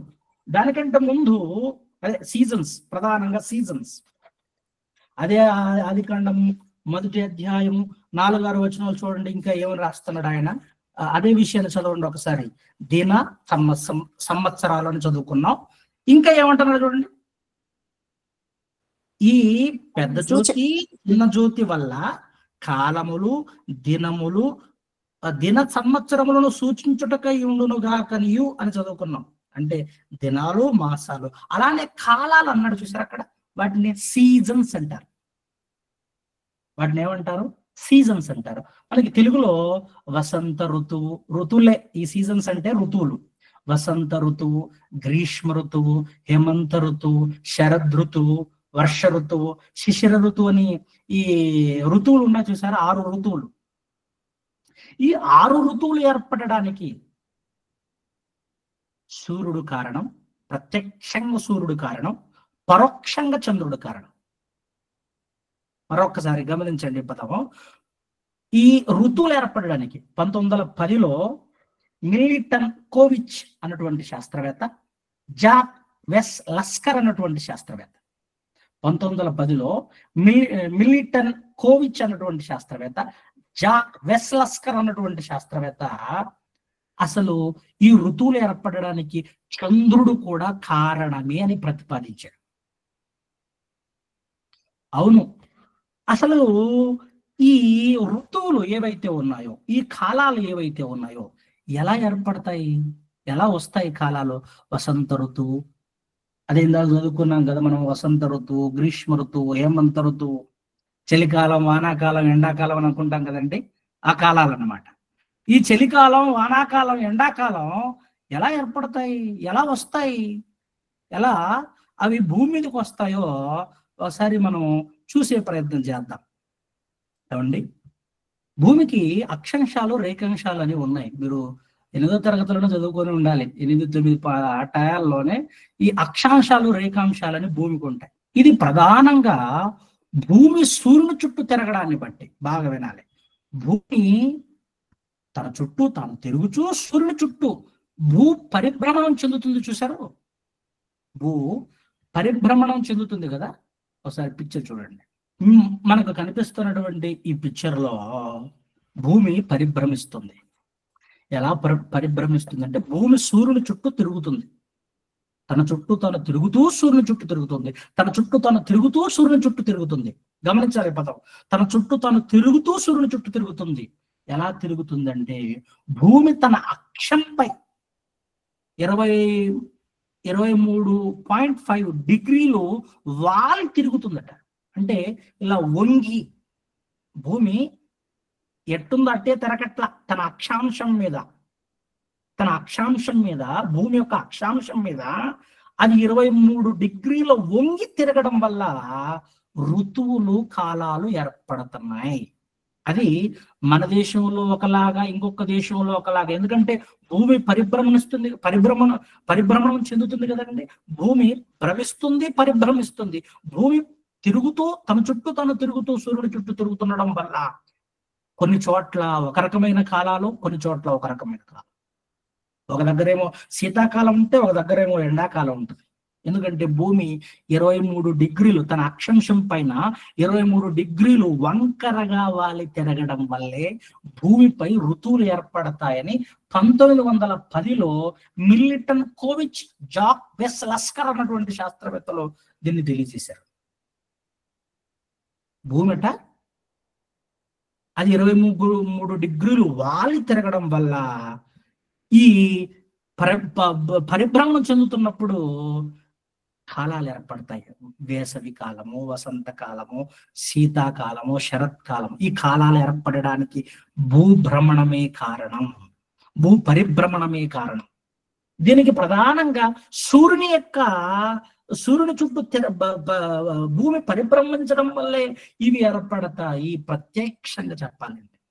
మరి చంద్రుడు, కానీ బైబిల్లో దేవుడు ఈ శాస్త్రవేత్తలు అన్న మాటకి బైబిల్లో ఉన్న మాటకి అంటే శాస్త్రవేత్తలు కూడా ఇందాక చెప్పినటువంటి మిల్టన్ కోవిచ్ కానివ్వండి, జాక్ వెస్లస్కర్ కానివ్వండి, వీళ్ళు కూడా చంద్రుడు వల్ల ఈ ఋతువులు ఏర్పడతాయని చెప్పారు వాళ్ళు. కానీ బైబిల్లో వీళ్ళ కంటే ముందే బైబిల్లో కీర్తన గ్రంథం 104వ అధ్యాయం 19వ వచనం, ఋతువులను తెలుపుటకై ఆయన చంద్రుని నియమించెను. సూర్యునికి ఏం తెలుపడానికి? ఋతువులను తెలుపుటకు, కాలాలను తెలపడానికట దేవుడు చంద్రుణ్ణి నియమించాడట. అదేంటి మరి? సూర్యుని చుట్టూ కదా భూమి తిరగడం వల్ల కాలాలు ఏర్పడతాయి. మరి శాస్త్రవేత్తలు కూడా ఎలా చెప్పారు? చంద్రుడు కూడా కారణమే. అవును, చంద్రుడు కూడా కారణమే. భూమి సూర్యుని చుట్టూ తిరగడం వల్ల, అది కూడా 23 డిగ్రీలు వాలి వంగి తిరుగుతుంది తన అక్షాంశంపై మీద నుంచి. అలా తిరగడం వల్ల భూమి పరిభ్రమించడం వల్ల, భూ పరిభ్రమణం వల్ల ఈ కాలాలు ఏర్పడుతున్నాయి, సీజన్స్ వస్తున్నాయి, ఋతువులు ఏర్పడుతున్నాయి. మరి చంద్రుడి ప్రమేయం ఏముంది అందులో? చంద్రుడి ప్రమేయం ఏముంది? సూర్యుని చుట్టూ భూమి తిరగడం వల్ల కాలాలు ఏర్పడుతున్నాయి కదా. మరి చంద్రుడి ప్రమేయం ఏముంది? చంద్రుడి ప్రమేయం ఏం లేదా? ఉంది. ఎందుకు తెలుసా? చంద్రుడికి ఉన్నటువంటి గురుత్వాకర్షణ, ఆ గురుత్వాకర్షణ వల్ల భూమి తన అక్షాంశం మీద 23 డిగ్రీలు ఎలా వాలి తిరుగుతుంది. చూసారు అక్కడ మీకు పిక్చర్లు కనబడుతున్నాయి చూడండి. అది ఎలా వాలి తిరుగుతుందో అడ్డుగా, అది నిలువుగా గీయబడిన గీత అక్షాంశం, భూమి యొక్క అక్షాంశం మీద అది తిరుగుతుంది. చూసారా మీరు? గమనించారో లేదో? వాలి తిరుగుతుంది. 23 డిగ్రీలు వాలి పరిభ్రమణం చెందుతుంది భూమి. మనకి భూమధ్య ఏమంటారు, మనకి అక్షాంశాలు, రేఖాంశాలని, ఆ అక్షాంశాలు రేఖాంశాలలో మనం గమనిస్తే మకర రేఖ మీదకి వచ్చినప్పుడు, కింద కర్కట రేఖ మీదకి వచ్చినప్పుడు ఈ ఋతువులు, ఈ కాలాలు ఏర్పడుతుంటాయి. సూర్యుని కిరణాలు ఒకవైపు పడడం, మరోవైపు పడకపోవడం, ఇలా భ్రమించడం వల్ల, భూ పరిభ్రమణం చెందడం వల్ల సీజన్స్, కాలాలు ఏర్పడతాయి. బాగుంది. చంద్రుడికి ఏంటి సంబంధం? 23 డిగ్రీలు వాలి వంకరగా, అదే వంకరతో భూమి తిరగడానికి చంద్రుడే కారణం. చంద్రుని గురుత్వాకర్షణ కారణం. చంద్రుని గురుత్వాకర్షణ శక్తి వల్ల భూమి అదే 23 డిగ్రీలు స్థిరంగా ఉండి తిరుగుతుంది. ఒకవేళ చంద్రుని యొక్క గురుత్వాకర్షణ శక్తి లేకపోతే అది 0 నుంచి 85 డిగ్రీలు వాలి తిరుగుతుంది. కాలాలు విభిన్నంగా మారిపోతాయి, జీవనశైలి విభిన్నంగా మారిపోతుంది.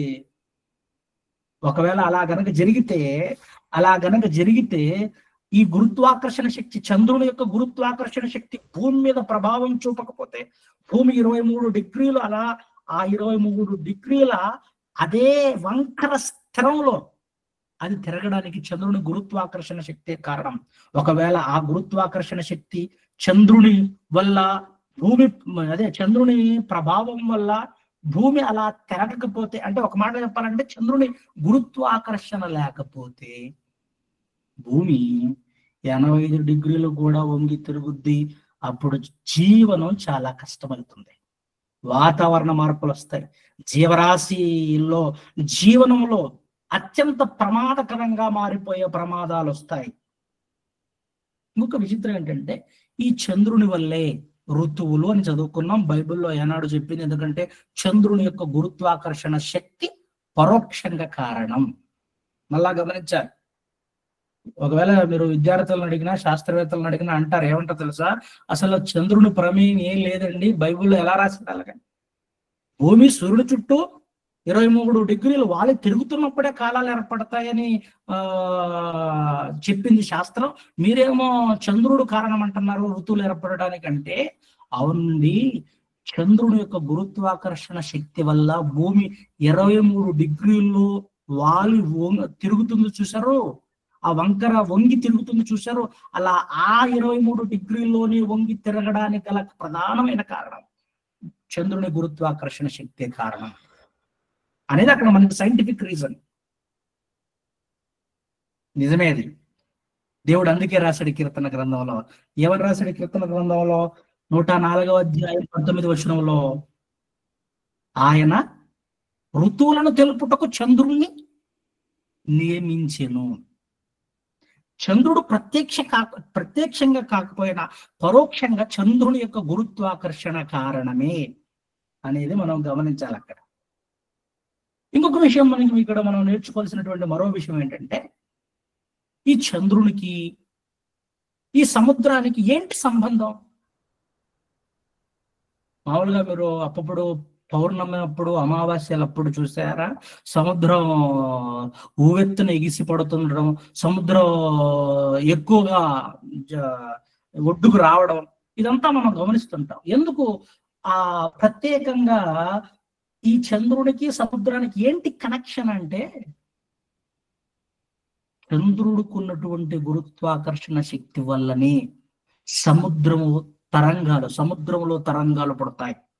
సముద్ర తరంగాలు మీరు అందరూ అది కూడా వినే ఉంటారు, ఏమంటే భౌతిక శాస్త్రంలో నేర్చుకుని ఉండాలి. సముద్ర తరంగాలు చంద్రుని గురుత్వాకర్షణ వల్ల ఏర్పడతాయి. సముద్రంలోని నీటి మట్టం ఉంటది కదా, అది పెరగడాన్ని పోటు అని, ఆ సముద్ర మట్టం తగ్గడాన్ని ఏమంటే పాటు అంటారు. పోటుపాట్లు, సముద్రంలో ఉన్నటువంటి పోటుపాట్లు, అవే సముద్ర తరంగాలు. ఈ సముద్ర తరంగాలకి చంద్రుడికి ఏం సంబంధం అంటే, సముద్ర తరంగాలకి చంద్రుడికి ఏం సంబంధం అయ్యంటే, చంద్రుని యొక్క గురుత్వాకర్షణ శక్తి. చంద్రుని యొక్క గురుత్వాకర్షణ శక్తి వల్లే ఈ తరంగాలు ఏర్పడతాయి. ఏర్పడతాయి? సముద్రంలో తరంగాలు ఏర్పడతాయి. బైబిల్లో ఈ విషయాన్ని కూడా దేవుడు రాశాడు. ఒకసారి చూడండి, సముద్ర తరంగాలు ఏర్పడడానికి చంద్రుడు కూడా కారణమే. అలా సముద్రంలో తరంగాలు రావడం వల్లేనండి జలచరాలు క్షేమంగా బ్రతకడానికైనా, భూ వాతావరణంలో మార్పులు సంభవించడానికైనా సముద్ర తరంగాలు చాలా ఇంపార్టెంట్. ఆ సముద్ర తరంగాలకు కారణం చంద్రుని యొక్క గురుత్వాకర్షణ. ఇర్మీయా గ్రంథం 31వ అధ్యాయము 35వ వచనం. పగటి వెలుగుకై సూర్యుని, రాత్రి వెలుగుకై చంద్ర నక్షత్రములను నియమించిన వాడును, దాని తరంగములు ఘోషించినట్లు సముద్రంను రేపు వాడునకు యెహోవా ఆ మాట సెలవిచ్చుచున్నాడు. అంటే సముద్ర తరంగముల ఘోష ఎలా ఏర్పడుతుందంటే, ఈ సూర్యచంద్రులను బట్టి, ఎక్కువగా చంద్రుడు భూమికి దగ్గరగా ఉండడాన్ని బట్టి, అంటే భూమి మీద ఆయా గ్రహాల గురుత్వాకర్షణ అంతగా ప్రభావం చూపదు, కానీ భూమికి చంద్రుడు దగ్గరగా ఉండడం వల్ల చంద్రుని యొక్క గురుత్వాకర్షణ భూమిపై ఎక్కువ ప్రభావాన్ని చూపుతుంది. అందుకే సముద్రంలో పోట్లు ఏర్పడుతున్నాయి. లూకాసు వార్త 21వ అధ్యాయము 25వ వచనం. మరియు సూర్యచంద్ర నక్షత్రముల సూచనలను భూమి మీద సముద్ర తరంగముల ఘోష వలన నక్షత్రముల వలన సూచనలు భూమి మీద సముద్ర తరంగాలు. అసలు సముద్ర తరంగాలు భూమి మీద సముద్ర తరంగాలు ఎందుకు వస్తాయంటే, చంద్రుని మీద ఏర్పడినటువంటి సూచన ఏంటి? దానికి ఉన్నటువంటి సూచన ఏంటంటే గురుత్వాకర్షణ శక్తి. చంద్రుడుకున్న గురుత్వాకర్షణ శక్తి వల్లే సముద్రంలో ఆ సముద్ర తరంగాలు ఎగిసి పడతాయి, పోట్లు ఏర్పడతాయి. దేవుడు ఈ తరంగాలకు కట్టడ కూడా నియమించాడు. ఒకసారి ఆ మాట కూడా చూద్దాం. యోబు గ్రంథము 38వ అధ్యాయం 8వ వచనం. 11 చదవండి డైరెక్ట్ గా. యోబు గ్రంథము 38వ అధ్యాయం 11వ వచనం. ఈమె ఇంతవరకే గాని మరి దగ్గరకు రాకూడదనియు ఇక్కడనే ఈ తరంగంలో పొంగు అనపబడిననియు నేను చెప్పినప్పుడు నీవు ఉంటివా? అరుణోదయము భూమి దిగంతముల వరకు వ్యాపించినట్లు అది దుష్టులను తనలో నుండకుండా దులిపివేయినట్లును నీవెప్పుడైనా ఉదయమును కలగజేసితివా? అరుణోదయమునకు దాని స్థలమును తెలిపితివా? అక్కడ ప్రత్యేకంగా 11వ వచనంలో ఏమని రాశాడంటే, నీవు ఇంతవరకే గాని మరి దగ్గరకు రాకూడదని ఇక్కడని నీ తరంగములు పొంగు అనపబడను నీవు నేను చెప్పినప్పుడు నీ వింటివా అంటే తరంగాలకు కూడా దేవుడు ఏం పెట్టాడట? చంద్రుని గురుత్వాకర్షణ వల్ల ఆటుపోట్లు రోజుకు 2 సార్లు పెరగడం 2 సార్లు తగ్గడం. సముద్ర మట్టం రోజు సముద్ర మట్టం 2 సార్లు పెరుగుతుంది, 2 సార్లు తగ్గుతుంది రోజుకి. దాన్ని పాటుపోట్లు అంటారు. ఈ పాటుపోట్లు రావడానికి ఒకవేళ ఈ పాటుపోట్లు ఎక్కువైపోతే సముద్ర తరంగాలు ఎక్కువగా విరుచుకు పడితే ఎగసి పడితే ప్రమాదం జరిగే అవకాశం ఉంది. కనుక దేవుడు ఆ తరంగాల పొంగును అణచడానికి కట్టడలు నియమించాడట. ఈ సముద్ర తరంగాలకు కూడా కట్టడం ఉందా? అవును, కట్టడం ఉంది. రూల్స్ అండ్ రెగ్యులేషన్స్ ఉన్నాయి. ఈ విషయంలో ప్రతిదానికి రూల్స్ అండ్ రెగ్యులేషన్స్ ఉన్నాయి. సో చంద్రుని యొక్క గురుత్వాకర్షణ వల్ల సముద్ర తరంగాలైనా అలానే ఈ కాలాలు ఏర్పడడం లేదా ఈ ఋతువులు ఏర్పడడం చంద్రుని గురుత్వాకర్షణ శక్తి వల్లనే ఇది సాధ్యమవుతుంది అన్న విషయం శాస్త్ర ప్రపంచం చెప్పకనువే బైబిల్ చెప్పింది. ఆయన ఋతువులను తెలుపుటకు చంద్రుణ్ణి నియమించాడు అని చదువుకున్నాం. అవునా? ఇంకా ఈ చంద్రుడి మీద సుమారు ఎన్ని ప్రయోగాలు చేశారండి వీళ్ళంతా? 150 చంద్రయాత్రలు చేశారు. 16 లక్షల కోట్ల రూపాయలు ఖర్చు పెట్టి ఎన్నో ప్రయోగాలు చేసింది. ఎందుకు అనుకున్నారు తెలుసా? మొన్నటికి మొన్న మన దేశం కూడా చంద్రయాన్ 3 పంపింది, చూసారా? చంద్రుడి మీదకి రోవర్ పంపింది. అంటే చంద్రుడి పైన ఏమైనా నీటి జలాలు ఉన్నాయా? మనిషి బ్రతకడానికి అనుకూలంగా ఉంది? ఒకవేళ ఈ భూమి అంతమైపోతే, ఈ భూమి వినాశనం అయిపోతే మనిషి తప్పనిసరిగా చంద్రమండలాన్ని ఆవాసంగా చేసుకుని అక్కడే బ్రతకాలి. అక్కడ నీళ్ళు ఏమైనా, ఎందుకంటే భూమి యొక్క సహజ ఉపగ్రహం కదా, తక్కువ దగ్గట్లో భూమికి దగ్గరగానే ఉంటాడు చంద్రుడు. అందువల్ల చంద్రుడిపై నివాసాలు ఏర్పరచుకోవాలన్న ఆశ కోరికతో చంద్రుడి మీద ఎన్నో ప్రయోగాలు చేస్తున్నారు. అక్కడ ఏమైనా నీటి జాడలు ఉన్నాయా అని. ఇది శాస్త్ర ప్రపంచానికి తెలియని విషయం. బైబిల్ చెప్పింది అన్నాడు, మీరు చంద్రుడి మీద ఎన్ని రౌండ్లన్నా కొట్టండి, ఎందుకంటే చంద్రుడి ముఖం ఒకవైపే కనపడుతుంది మనకి, ఇంకొక వైపు కనపడదు. డార్క్ సైడ్ ఆఫ్ మూన్ అంటారు దాన్ని. అక్కడ ఏమైనా నీటి ఛాయలు ఉన్నాయి? మనిషి బతకడానికి, మనిషి నివాసం చేయడానికి అనుకూలం ఏమైనా ఉందా అంటే వాతావరణం లేదు అక్కడ. అందుకే ఎప్పుడో నీల్ ఆర్మ్స్ట్రాంగ్ అన్నటువంటి చంద్రుడిపై కాలు పెట్టినటువంటి తొలి మానవుని యొక్క ముద్రలు ఇప్పటికి కూడా ఉన్నాయట. ఎందుకంటే వాతావరణం లేదు. వాళ్ళే చెప్పారు ఇది చౌడు నేలని. మరి అక్కడ ఎందుకు ఇన్ని ప్రయోగాలు, లక్షల కోట్ల రూపాయలు ఖర్చు పెట్టి ఇదంతా ఎందుకు చేస్తున్నారు?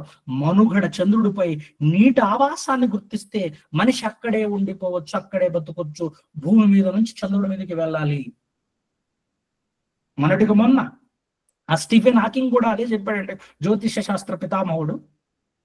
ఎప్పటికైనా చంద్రమండలం మీదకి వెళ్ళాలి, చంద్రమండలం మీద నివాసాలు ఏర్పాటు చేసుకోవాలని. అంతరిక్ష పరిశోధనశాల, నాసా అంతరిక్ష పరిశోధనశాల చాలా మంది ఇప్పటికే అక్కడ ప్లాట్లు ఏర్పాటు చేశారట. ప్లాట్లు కూడా అమ్మేసుకుంటున్నారట. ఎంతో మంది మన ఆంధ్ర వాళ్ళు కూడా కొన్నారట అందులో చంద్రుడి పైన. మరి వాస్తవానికి చంద్రుడు ఎవరబ్బ సొత్తు అంటే అది? అమెరికా వాడిదా? లేదు రష్యా వాడిదా? ఎవరిది? అమెరికా నాసా అంతరిక్ష వాడిదా చంద్రుడు ఏమైనా? లేదు రష్యా వాడిదా? లేదా చైనా వాడిదా? చంద్రుడు ఎవరి సొత్తు? పోని వీళ్ళు అనుకుంటున్నారు కదా, ఎందుకంటే వీళ్ళే అమెరికా వాళ్ళే ఫస్ట్ వెళ్ళారు కాబట్టి. అమెరికా పరిశోధన సంస్థ నుంచి, నాసా అంతరిక్ష పరిశోధన సంస్థ నుంచి చంద్రుడిపై కాలు పెట్టారు కనుక వాళ్ళు ప్లాట్లు అమ్ముతున్నారట. మరి అమెరికా సొత్తేమా అదేమన్నా? చంద్రుడు అమెరికా వాళ్ళకి మాత్రమేనా? బైబిల్లో ఏనాడు ఈ విషయాన్ని రాశాడు, అది ఎవరి సొత్తు కాదది. ద్వితీయోపదేశ కాండం 4వ అధ్యాయం 19వ వచనం. ద్వితీయోపదేశకాండము 4వ అధ్యాయం 19వ వచనంలో రాస్తున్నాడు చూడండి. సూర్యచంద్రుడు ఎవరి సొత్తు కాదు, అవి అందరికీ. చంద్రుడు అందరివాడు, కొందరివాడు కాదు. నాసా వాళ్ళ కోటే చెందినవాడు కాదు, అమెరికా వాళ్ళ కోటే చెందినవాడు కాదు. ఫ్లాట్లు వేసి అమ్ముకోవడానికి నీ వాడి అబ్బ సొత్తు ఏం కాదు కదా, అది అందరి సొత్తు, దేవుడిచ్చిన సొత్తు, సమానంగా పంచాడు. ద్వితీయోపదేశకాండం 4వ అధ్యాయం 19వ వచనం. సూర్య చంద్ర నక్షత్రములైన ఆకాశ సైన్యము చూచి మరువులు కొల్పబడి చంద్రుడిపై వెళ్ళి మీ మనసు మార్చేసుకున్నారు, ఇది మాదే అనుకున్నారు అంటున్నాడు చూడండి దేవుడు. నీ దేవుడైన యెహోవా సర్వాకాశం క్రిందనున్న సమస్త ప్రజల కొరకు పంచిపెట్టిన వాటికి నమస్కరించి వాటికి పూజింపకుండానట్లు మీరు బహుజాగ్రత్త పడి. అంటే సమస్త మానవాళి కొరకు పంచి పెట్టాడట సూర్యుని చంద్రుణ్ణి. అది ఒకరిది కాదు, ఒకరి సొత్తు కాదు, అది అందరి సొత్తు. మరి ఇప్పుడు దానిపై ప్లాట్లు ఎందుకు? అక్కడ బతకాలనుకుంటున్నారా? అక్కడ నివాసం చేయాలనుకుంటున్నారా? అసలు మనిషి మనుగడ భూమిని వదిలి చంద్రమండలం మీద నివాసం ఉండడానికి మనిషి ఆశలు పడుతున్నాడే, అది సాధ్యమేనా అంటే బైబిల్ ఏనాడో చెప్పింది అది సాధ్యం కాని విషయం. ఎందుకంటే మనిషి మనుగడకి, జీవరాశులకి, సమస్త జీవరాశులకు భూమి తప్పితే అనుకూలమైన వాతావరణం మరే గ్రహం ఉండదు. యోబు గ్రంథము 37వ అధ్యాయం 12వ వచనం. యోబు గ్రంథము 37వ అధ్యాయం 12వ వచనం చూడండి. యోబు గ్రంథము 37వ అధ్యాయం 12వ వచనం. ఆయన వలన నడిపింపబడినవై నరులకు నివాస యోగ్యమైన భూగర్భము మీద మెరుపును ఆయన వలన నడిపింపబడుతున్నటువంటి ఈ భూమి నరులకు నివాస యోగ్యమైనది, మనుషులు నివసించడానికి అనుకూలమైన భూగోళము మాత్రమే. మనుషులు నివసించడానికి అనుకూలమైన గ్రహం ఏదైనా ఉంది అంటే అది భూమి మాత్రమే. మనిషి జీవనాన్ని కొనసాగించడానికి అనుకూలమైనటువంటి గ్రహం భూగ్రహం మాత్రమే. మరెక్కడా వాతావరణం లేదు, మరెక్కడా ఈ కాలాలు సంభవించవు. అసలు కాలాలు లేకపోతే మన బతికెట్టుంటుందో ఊహించండి. పంటలు కానీ రకరకాలు ఉన్నాయి, చెప్తాను. కీర్తన గ్రంథం 142వ అధ్యాయం 5వ వచనం చూడండి. కీర్తన గ్రంథం 142వ అధ్యాయం 5వ వచనం. 142:5 వచనం అండి. యెహోవా నీకే నేను మొరపెట్టుచున్నాను, నా ఆశ్రయ దుర్గము నీవే, సజీవులున్న భూమి మీద నా స్వాస్థ్యము నీవే అని నేను అనుకుంటుని. నేను చాలా కృంగి ఉన్నాను, నా మొరకు చెవియొగ్గుము. క్షమించాలి బ్రదర్. ఓసారి ఉపద్య గ్రంథం 1వ అధ్యాయం 4వ వచనం. ఒకవేళ మంచి టెక్నాలజీ కదండి, మనిషి ఇప్పుడున్నటువంటి టెక్నాలజీతో ఏదైనా చేయొచ్చు. మన భారతదేశమే చంద్రుడిపై రోవర్ పంపించి అక్కడ ఉన్నటువంటి చంద్రుడిపై ఉన్నటువంటి ఎన్నో పరిశోధనలు చేసి అక్కడి వాతావరణం ఏంటి, అక్కడ నీటి ఛాయలు ఉన్నాయా, ఆ చంద్రుడి యొక్క స్థితిగతులు ఏంటి తెలుసుకోవడానికి చంద్రుడిపై రోవర్ను పంపించారు. అమెరికా అంతరిక్ష పరిశోధన సంస్థ, నాసా అంతరిక్ష పరిశోధన సంస్థ వ్యోమగాములను పంపించింది. మొన్నటికి మొన్న ఆయన ఏం పేరండి, ఆమె చంద్రమండలం వెళ్ళిందా లేదా అంతరిక్షంలోకి వెళ్ళి రిటర్న్ వచ్చింది చూసారా? అలా మనుషులు వేరే గ్రహాల మీదకి వెళ్ళి ఇళ్ళు కట్టుకుంటారు, ఫ్లాట్లు కట్టుకుంటారు. నిజమే, అది దేవుడు ఏనాడో చెప్పాడు, మీరు ఆ పని కూడా చేస్తారు కానీ మిమ్మల్ని అక్కడి నుంచి తోసేస్తానంటున్నాడు. చూడండి, మీ టెక్నాలజీ ఎంతవరకు వెళ్తుందంటే, మీ విజ్ఞానం ఎంతవరకు వికసిస్తుందంటే గగనతలంలో కూడా మీరు ఇళ్ళు కట్టుకోగలిగిన కెపాసిటీ మీకు ఉంది. ఆ బుద్ధి జ్ఞానములు దేవుడు ప్రసాదించడమే. అలా కూడా చేస్తారు మీరు, కానీ నేను మిమ్మల్ని అక్కడ ఉండనీయను, భూమి మీదే మీ మనుగడ అని ఖచ్చితంగా చెప్తున్నాడు దేవుడు. ఉపద్య గ్రంథం 1వ అధ్యాయం 4వ వచనం. పక్షిరాజు గూడంత ఎత్తున పక్షిరాజు ఏ విధంగా అయితే ఎత్తుగా తన గూడును కట్టుకుంటుందో, నివాసం చేసుకుని నక్షత్రములలో నీవు దాన్ని కట్టినను, నివాసము ఒక పక్షిరాజు ఎలాగైతే ఎత్తున నివాసం కట్టుకున్నట్టుగా నక్షత్రములలో నీవు దాని ఇల్లు, నీ నివాసాన్ని కట్టినను, నేను నిన్ను అక్కడి నుండి క్రిందికి పడవేసేదను అన్నాడు దేవుడు. సాధ్యం కాని విషయం. భూగ్రహమే మనిషి నివసించడానికి అనుకూలమైనటువంటిది. నిజమండి, భూమి మీద నుండి మనిషి జీవనానికి అనుకూలంగా దేవుడు ఎన్నో పెట్టాడు, సూర్యుని చంద్రుణ్ణి. అసలు చంద్రుడు ఉపయోగాలు ఏమనుకున్నారు మీరు? ఎన్నో ఇందాక చదువుకున్నాం కదా, కాలాలు, దినాలు, సంవత్సరాలు, ఇవన్నీ చంద్రుని వల్లే కదా ఏర్పడతాయి అనుకున్నాం. ఒకసారి చూడండి, ద్వితీయోపదేశ కాండం 33వ అధ్యాయం 14వ వచనం. అసలు చంద్రుని యొక్క ఉపయోగాలు కూడా, అసలు ఈ భూమి మీద మనిషి జీవనానికి అవసరమైనటువంటి వాటన్నిటిని కూడా చంద్రుని వల్ల దేవుడు ప్రసాదిస్తున్నాడు.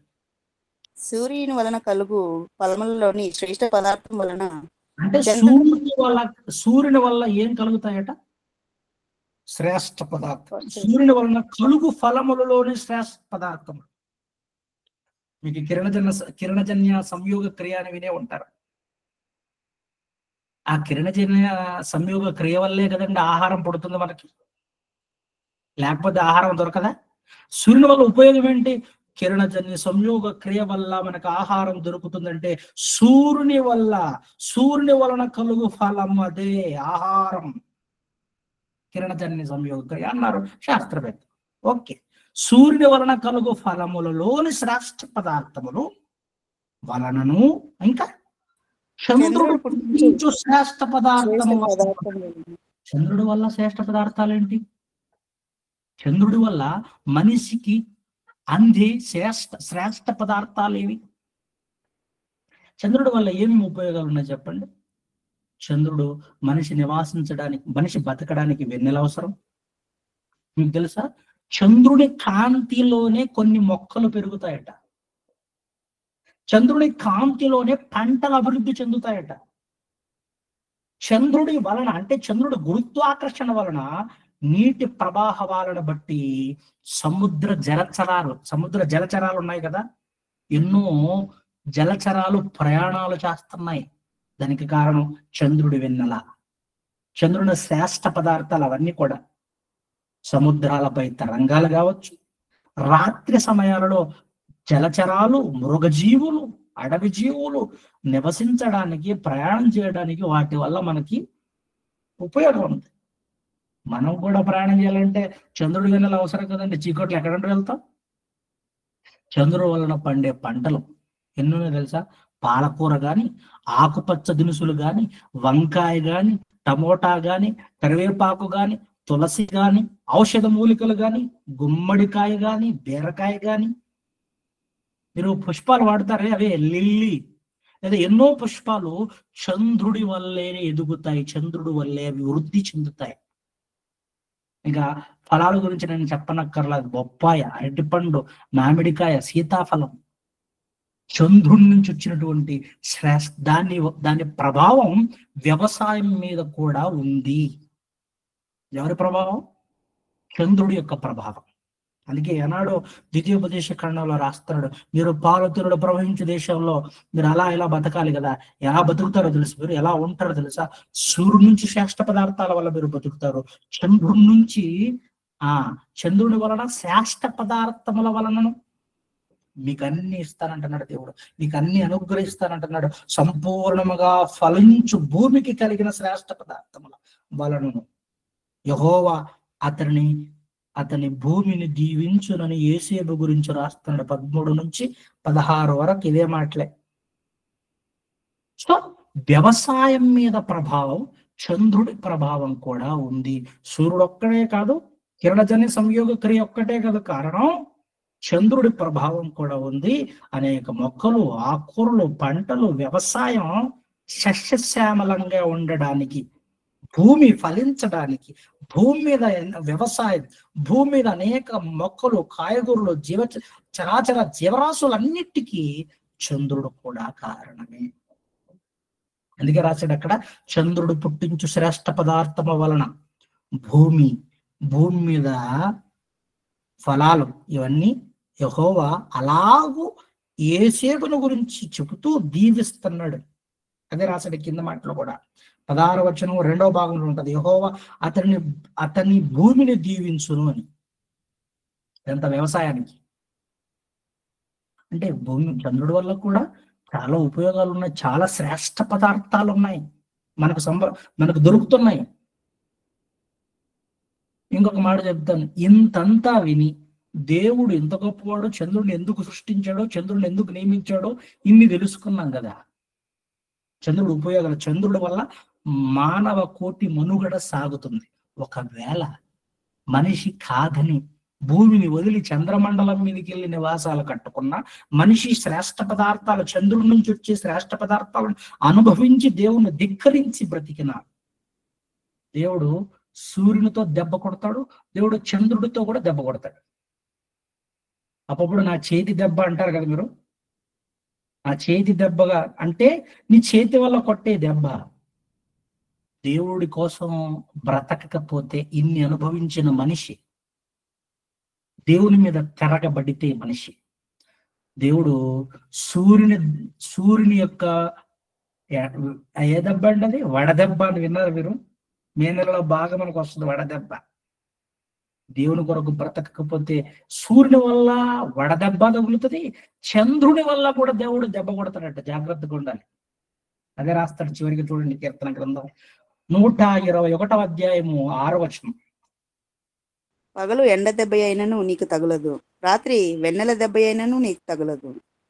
ఏ అపాయము అంటే పగలు ఎండ దెబ్బ ఏదండి? మేలో వచ్చే వడదెబ్బ కదండి.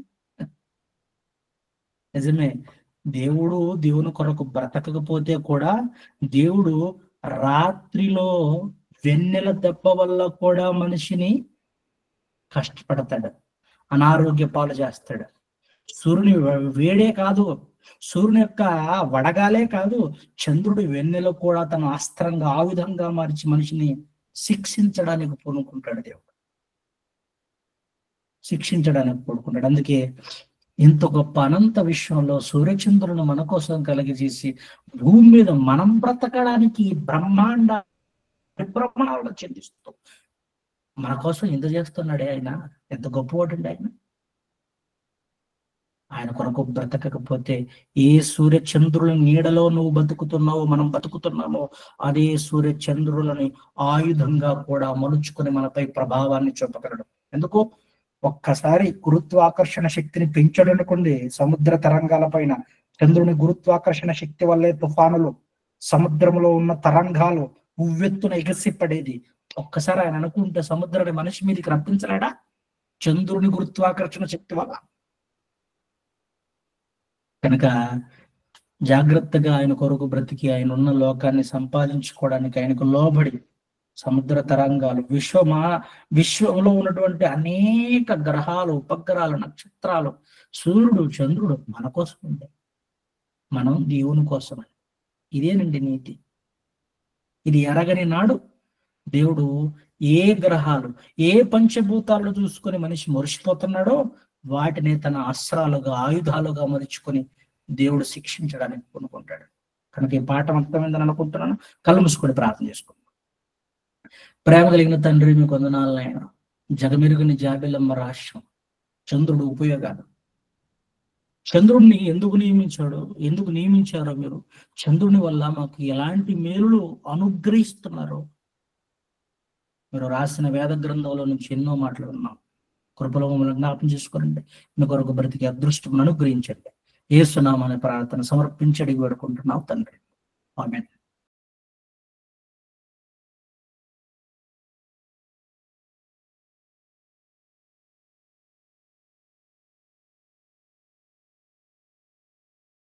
నా 2 ప్రశ్నలు. ఒకటి వచ్చి నా చంద్రుడిని మొదటి రోజు అది అమావాస్య అని మేము తెలుసుకున్నాం. కానీ అమావాస్య దినం మేము చూసినప్పుడు ఎక్కువ ప్రజలు భయపడుతున్నట్లు చూస్తున్నా. ఆ రోజు బయటికి వెళ్ళకూడదని, ముఖ్యంగా ప్రెగ్నెంట్ లేడీస్ బయటికి వెళ్ళకూడదని అనేది ఈ నమ్మకాలు సమాజంలో ఉన్నాయి. ఇది ఎంతవరకు నిజం అనేది ప్రశ్న. యాక్చువల్లీ చంద్రుడి కిరణాలు ఏవైతే ఉన్నాయో, చంద్రుడి వెన్నెల ఏదైతే ఉందో అది సూర్యుడి నుంచి వచ్చిన వెన్నెలే. కనుక మెయిన్ ప్రధానంగా చంద్రుడి నుంచి వచ్చే వెన్నెల అంటే పౌర్ణమి రోజు ఎక్కువగా చంద్రుని వెన్నెల ఎక్కువగా భూమి మీద పడుతుంటుంది. కనుక కొన్ని అంటే లైక్ మానసిక పరమైనటువంటి రోగాలు, లేదంటే నిద్రలేమి, ఇవే ఉంటాయి. సో అమావాస్య రోజు భయపడాల్సిన అవసరం ఏం లేదు. ఎందుకంటే దినం యొక్క ఆరంభం. మనం భయపడాల్సిన అవసరం ఏం లేదు. ఏ మూఢనమ్మకాలు లేవు. ఎందుకంటే సముద్రంలో పొంగే తరంగాలన్నీ కూడా కేవలం చంద్రుని యొక్క గురుత్వాకర్షణ వల్లే, అంతే. దానికంటూ మూఢనమ్మకం ఏమి లేదు. కేవలం భయపడాల్సిన అవసరం కూడా లేదు. అసలు గర్భవతులకి అమావాస్యకి ఏ సంబంధం లేదండి. చీకటి అవుతుంది అంతే. చీకటికి భయపడితే ఎట, చీకటికి దిగులు చెందితే ఎట? దేవుడు ఆ చీకటిని ఇవ్వడానికి కూడా కారణం మన కోసమే, మన బాగు కోసమే. దినాన్ని ఏర్పాటు చేయడం, చంద్రుని వెన్నెలు ఇవ్వడం, చంద్రుడు కూడా అలా భ్రమించడం వల్లే కదా. అంటే చంద్రుడు దినదినం అమావాస్య నుంచి పౌర్ణమికి వచ్చి చంద్రుడు వెన్నెల కాంతిని అలా తగ్గించుకుంటూ మనకి చీకటైనా చంద్రుడి నుంచి వెలుతురైనా మన మేలు కోసమే, కాలాల మార్పు కోసమే. సో దానికి సంబంధం లేదండి, భయపడాల్సిన అవసరం లేదనుకుంటున్నాను. ఇక్కడ గర్భవతులకి దీనికి సంబంధం లేదు వాస్తవానికి. ఒకవేళ చంద్రుడి నుంచి ఏమైనా ఎఫెక్ట్ జరుగుతుందంటే కేవలం ఇందాక చెప్పాను కదండి, అనారోగ్య పరిస్థితుల్లో లైక్ మతి స్థిమితం కానివ్వండి, మూర్చిపోవడం కానివ్వండి, లేదంటే అనారోగ్య సమస్యలు కానివ్వండి, నిద్రలేమితనం, మానసిక అంటే కోమాలోకి వెళ్ళిపోయే ప్రమాదం ఉంది కొన్నిసార్లు, బికాస్ చంద్రుని యొక్క కిరణాల వల్ల. లేదా మతి స్థిమితం లేకపోవడం, లేకపోతే కొన్ని అనారోగ్య పరిస్థితులు సంభవించవచ్చు. నిద్రలేమితనం, ఎస్, అంతవరకు కానీ దానికి సంబంధం ఏమంటూ ఉండదండి. భయపడాల్సిన అవసరం లేదు. ఇవన్నీ మూఢనమ్మకాలు అని చెప్పచ్చు కదండి. ఇప్పటికి కూడా హైందవులలో అమావాస్య నాడు, పౌర్ణమి నాడు ఎన్నో పూజలు పురస్కారాలు చేస్తుంటారు. వాస్తవానికి అది తొలి దినం. ఈ బైబిల్ బట్టి ఇప్పుడు యూదులందరూ కూడా ఒక పండుగ వాతావరణం. ఎందుకంటే దహన బలి కూడా అమావాస్య రోజు ఇచ్చారు. దేవుడు కూడా అదే చెప్పాడు కదా, మీ అమావాస్య దినాలు నేను అసహించుకుంటాను, మీ అమావాస్య విశ్రాంతి దినాలు నేను మాన్పించేస్తానని కూడా అన్నాడు. ఎందుకంటే ఆ రోజు మీరు కేవలం నామమాత్రంగా వచ్చి నన్ను ఆరాధిస్తే నాకు ప్రయోజనం లేదు. ఒక మాట చెప్పాలంటే థ్యాంక్స్ గివింగ్ అన్నమాట. థ్యాంక్స్ గివింగ్ డే అన్నమాట. దేవునికి కృతజ్ఞత సూచనగా దహన బలులు ఇచ్చేవాళ్ళు. ఆ సంప్రదాయాలు కూడా హిందువుల్లోకి వచ్చేసాయి. తరతరాల కాల చరిత్రలో భాగంగా ఇక్కడి నమ్మకాలు అక్కడికి, అక్కడ నమ్మకాలు ఇక్కడికి ట్రాన్స్ఫర్ అవ్వడం జరిగింది. సో అలాంటి నమ్మకాలు మన భారతీయ సంస్కృతిలో కూడా ఉన్నాయి. థ్యాంక్ యూ అన్న. రెండో ప్రశ్న కూడా నాకు తెలిసి ఇది కూడా మూఢనమ్మకం కిందకే వస్తుందని నేను అనుకుంటున్నాను. బట్ నన్ను అడిగారు కనుక మిమ్మల్ని అడుగుతున్నాను అన్న. అమావాస్య రోజు దెయ్యాలు పడతాయని, అమావాస్య రాత్రి బయటకు వెళ్ళకూడదని, ఆ రోజు దెయ్యాలు ఎక్కువ తిరుగుతాయి బయట అని, అది వాటికి సంబంధించిన రోజు అని, ఆ రోజు చాలా జాగ్రత్తగా ఉండాలని, ఆ రోజు ఒక్కరోజు బయటకు వెళ్ళకూడదు ఉంటే బాగుంటుంది, మంచిది అని పెద్దలు అది చెప్తారు. అది ఎంతవరకు నిజం? అమావాస్య రోజు పుట్టింటికి వెళ్ళిన ఆడబిడ్డల్ని మెట్టింటికి కూడా పంపరు అమావాస్య అంటే. సో ఇక్కడ మీరు అన్నట్టుగా ఇప్పుడు అడిగినట్టుగా దయ్యాలు ఏమో అమావాస్య పున్నాలు చూసుకోవు. దయ్యాలు ఎప్పుడు కావాలంటే అప్పుడు, ప్రధానంగా కొత్త నిబంధన కాలంలో ఈ అమావాస్య పౌర్ణాలకి అతీతంగా వచ్చాయి. సో అమావాస్య రోజే రావు. అమావాస్యకి దయ్యాలకి ఏ సంబంధం లేదు. ప్రత్యేకంగా దయ్యాలు కొత్త నిబంధన కాలంలో అమావాస్య పౌర్ణాలకు అతీతంగా మనుషుల్లోకి ప్రవేశించాయి. అది దేవుడు అనుమతితోనే, దేవుడి క్రియలో ప్రత్యక్షపరచబడడానికి మాత్రమే నూతన నిబంధన కాలంలో ఆ దయ్యాల ప్రస్తావన చూస్తాం. చూడండి, మనకి పాత నిబంధనలో ఎక్కడ దయ్యం పట్టినట్టుగా, దయ్యం ఆవహించినట్టుగా మనకు కనపడదు ఎక్కువగా. మీరు పాత నిబంధన చదవండి, ఎక్కడైనా దయ్యము ఒక మనిషిని ఆవహించినట్టుగానే ఏమైనా కనబడిన దాఖలాలు ఏమైనా ఉన్నాయేమో. ప్రత్యేకంగా కొత్త నిబంధనలు ఎక్కువ కనబడతాయి మనకు. అంటే ఒక సౌలు గారికి ఆ తర్వాత చిల్లంగి పట్టే ఆ సందర్భం వదిలిపెడితే మనకి అక్కడ దయ్యం పట్టినట్టుగా లేదు. ఒక చిల్లంగి చేసే ఒక స్త్రీ ఆ సౌలు గారిని ఆ మృతుల లోకంలో నుంచి బయటికి తెచ్చినట్టుగా, అది కూడా వాస్తవానికి దేవుడు అనుమతిస్తే సమూయేలు గారు వచ్చారు సౌలును గద్దించడానికి దేవుడు అనుమతి ఇవ్వక ఆయన ఆ మృతుల లోకంలో నుంచి బయటకు వచ్చాడు. అది దయ్యం కాదు కదా. దయ్యాలు ఎక్కువగా, దయ్యాలంటే మనుషులని కాదు, దయ్యాలంటే సాతాను యొక్క అనుచరులు, అపవాది యొక్క అనుచరులే దయ్యాలు. మనుషులు దయ్యాలు ఎవరండి? మనుషులు చనిపోయిన వారు దయ్యాలు దయ్యాలు. ఎస్, సాతాను యొక్క అనుచరులే దయ్యాలు. సో అది ప్రత్యేకంగా. సో అక్కడ కూడా పాత నిబంధనలో ఇందాక చెప్పినట్టుగా ఆ చిల్లంగితనం కలిగిన ఆమెకు శక్తి ఏం లేదండి. దేవుడు అనుమతించగా, ఒక మాట ఉంటుంది సమూయేలు గ్రంథంలో ఒక మాట ఇది చూస్తే బాగుంటది అనుకుంటున్నాను ఈ సందర్భంలో. సమూయేలు గ్రంథం 2వ అధ్యాయము,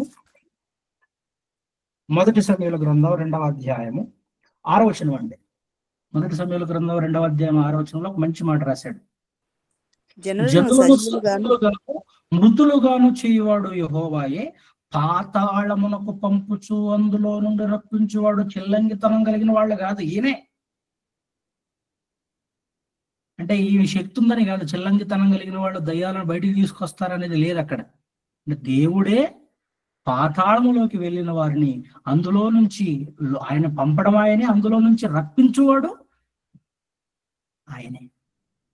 సో కనుక దేవుడే అక్కడ రప్పించాడు, అక్కడ సమూయేలు గారిని సౌలుకు బుద్ధి చెప్పడానికి. సో అలాంటి చిల్లంగితనం యొక్క శక్తి ప్రభావాన్ని బట్టి కూడా చచ్చిపోయిన వాళ్ళని లేపగలిగిన శక్తి ఉండదు. దాని వెనకాల దేవుడు ఉన్నాడు కనుక జరిగింది అక్కడ సమూయేలు సందర్భం. ఇంకేమైనా ఉంటే చెప్పండి అన్న. మూడో ప్రశ్న వచ్చానా, మరి దినముల గురించి మాట్లాడుతున్నప్పుడు అమావాస్య అంటే అనేకమైన దినాలలో, అమావాస్య దినాలలో మరి మంచి పనులు ఏమి చేయకూడదు. మరి ఒకవేళ ఏదైనా పని తలపెడితే అది సరిగా రాదు కనుక మరి పెద్దవారు మరి ఈ దినం మంచి రోజు కాదు, మంచి రోజు చూసి మనం ఈ పని చేద్దాము, అమావాస్య రోజు ఇలాంటి మంచి పని తలపెట్టకూడదు, ఒకవేళ తలపెడితే సక్సెస్ఫుల్ గా ఉండదు అని పెద్దవాళ్ళు చెప్తారు. ఇది ఎంతవరకు వాక్యానుసారం? సో ఇందాక మనం ఆమోసు గ్రంథంలో ఏమో చూసుకున్నాం, 8వ అధ్యాయం 5వ వచనంలో అనుకుంటాను. వాళ్ళు వ్యాపారాలు చేయలేదు. వ్యాపారాలు అమావాస్య అయిపోయిన తర్వాత వ్యాపారాలు ప్రారంభించాలనుకున్నారు వాళ్ళు. సో అంటే ఒక పని చేయడానికి అమావాస్య వెళ్ళిపోవాలన్నది అక్కడ ఉద్దేశం. అయితే ఇక్కడ అమావాస్య ఎందుకు వెళ్ళిపోవాలంటే యూదులకు అందరికి కూడా, ఇశ్రాయేలులందరికి కూడా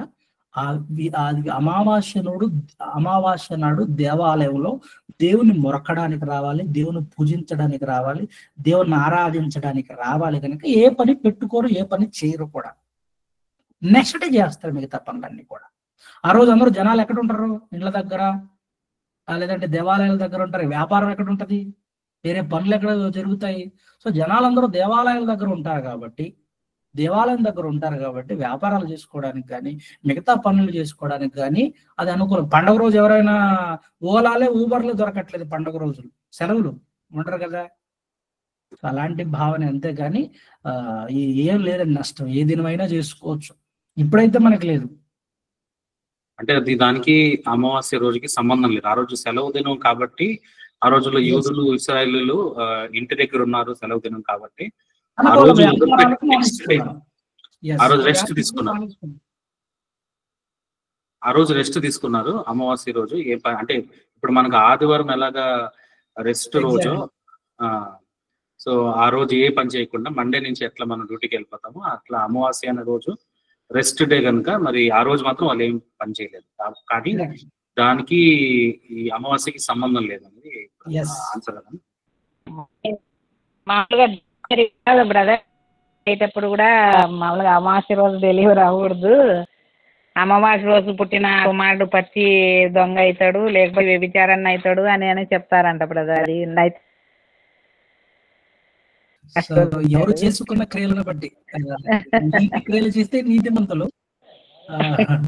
మిగతా క్రియలు చేస్తే ఆ లక్షణాలు అనేవి చేసే దాన్ని బట్టి వస్తుంది. చెడ్డ మంచి అన్నది క్రియలు. అదే బ్రదర్ మంచి సేవకుడు అయినాడు కానీ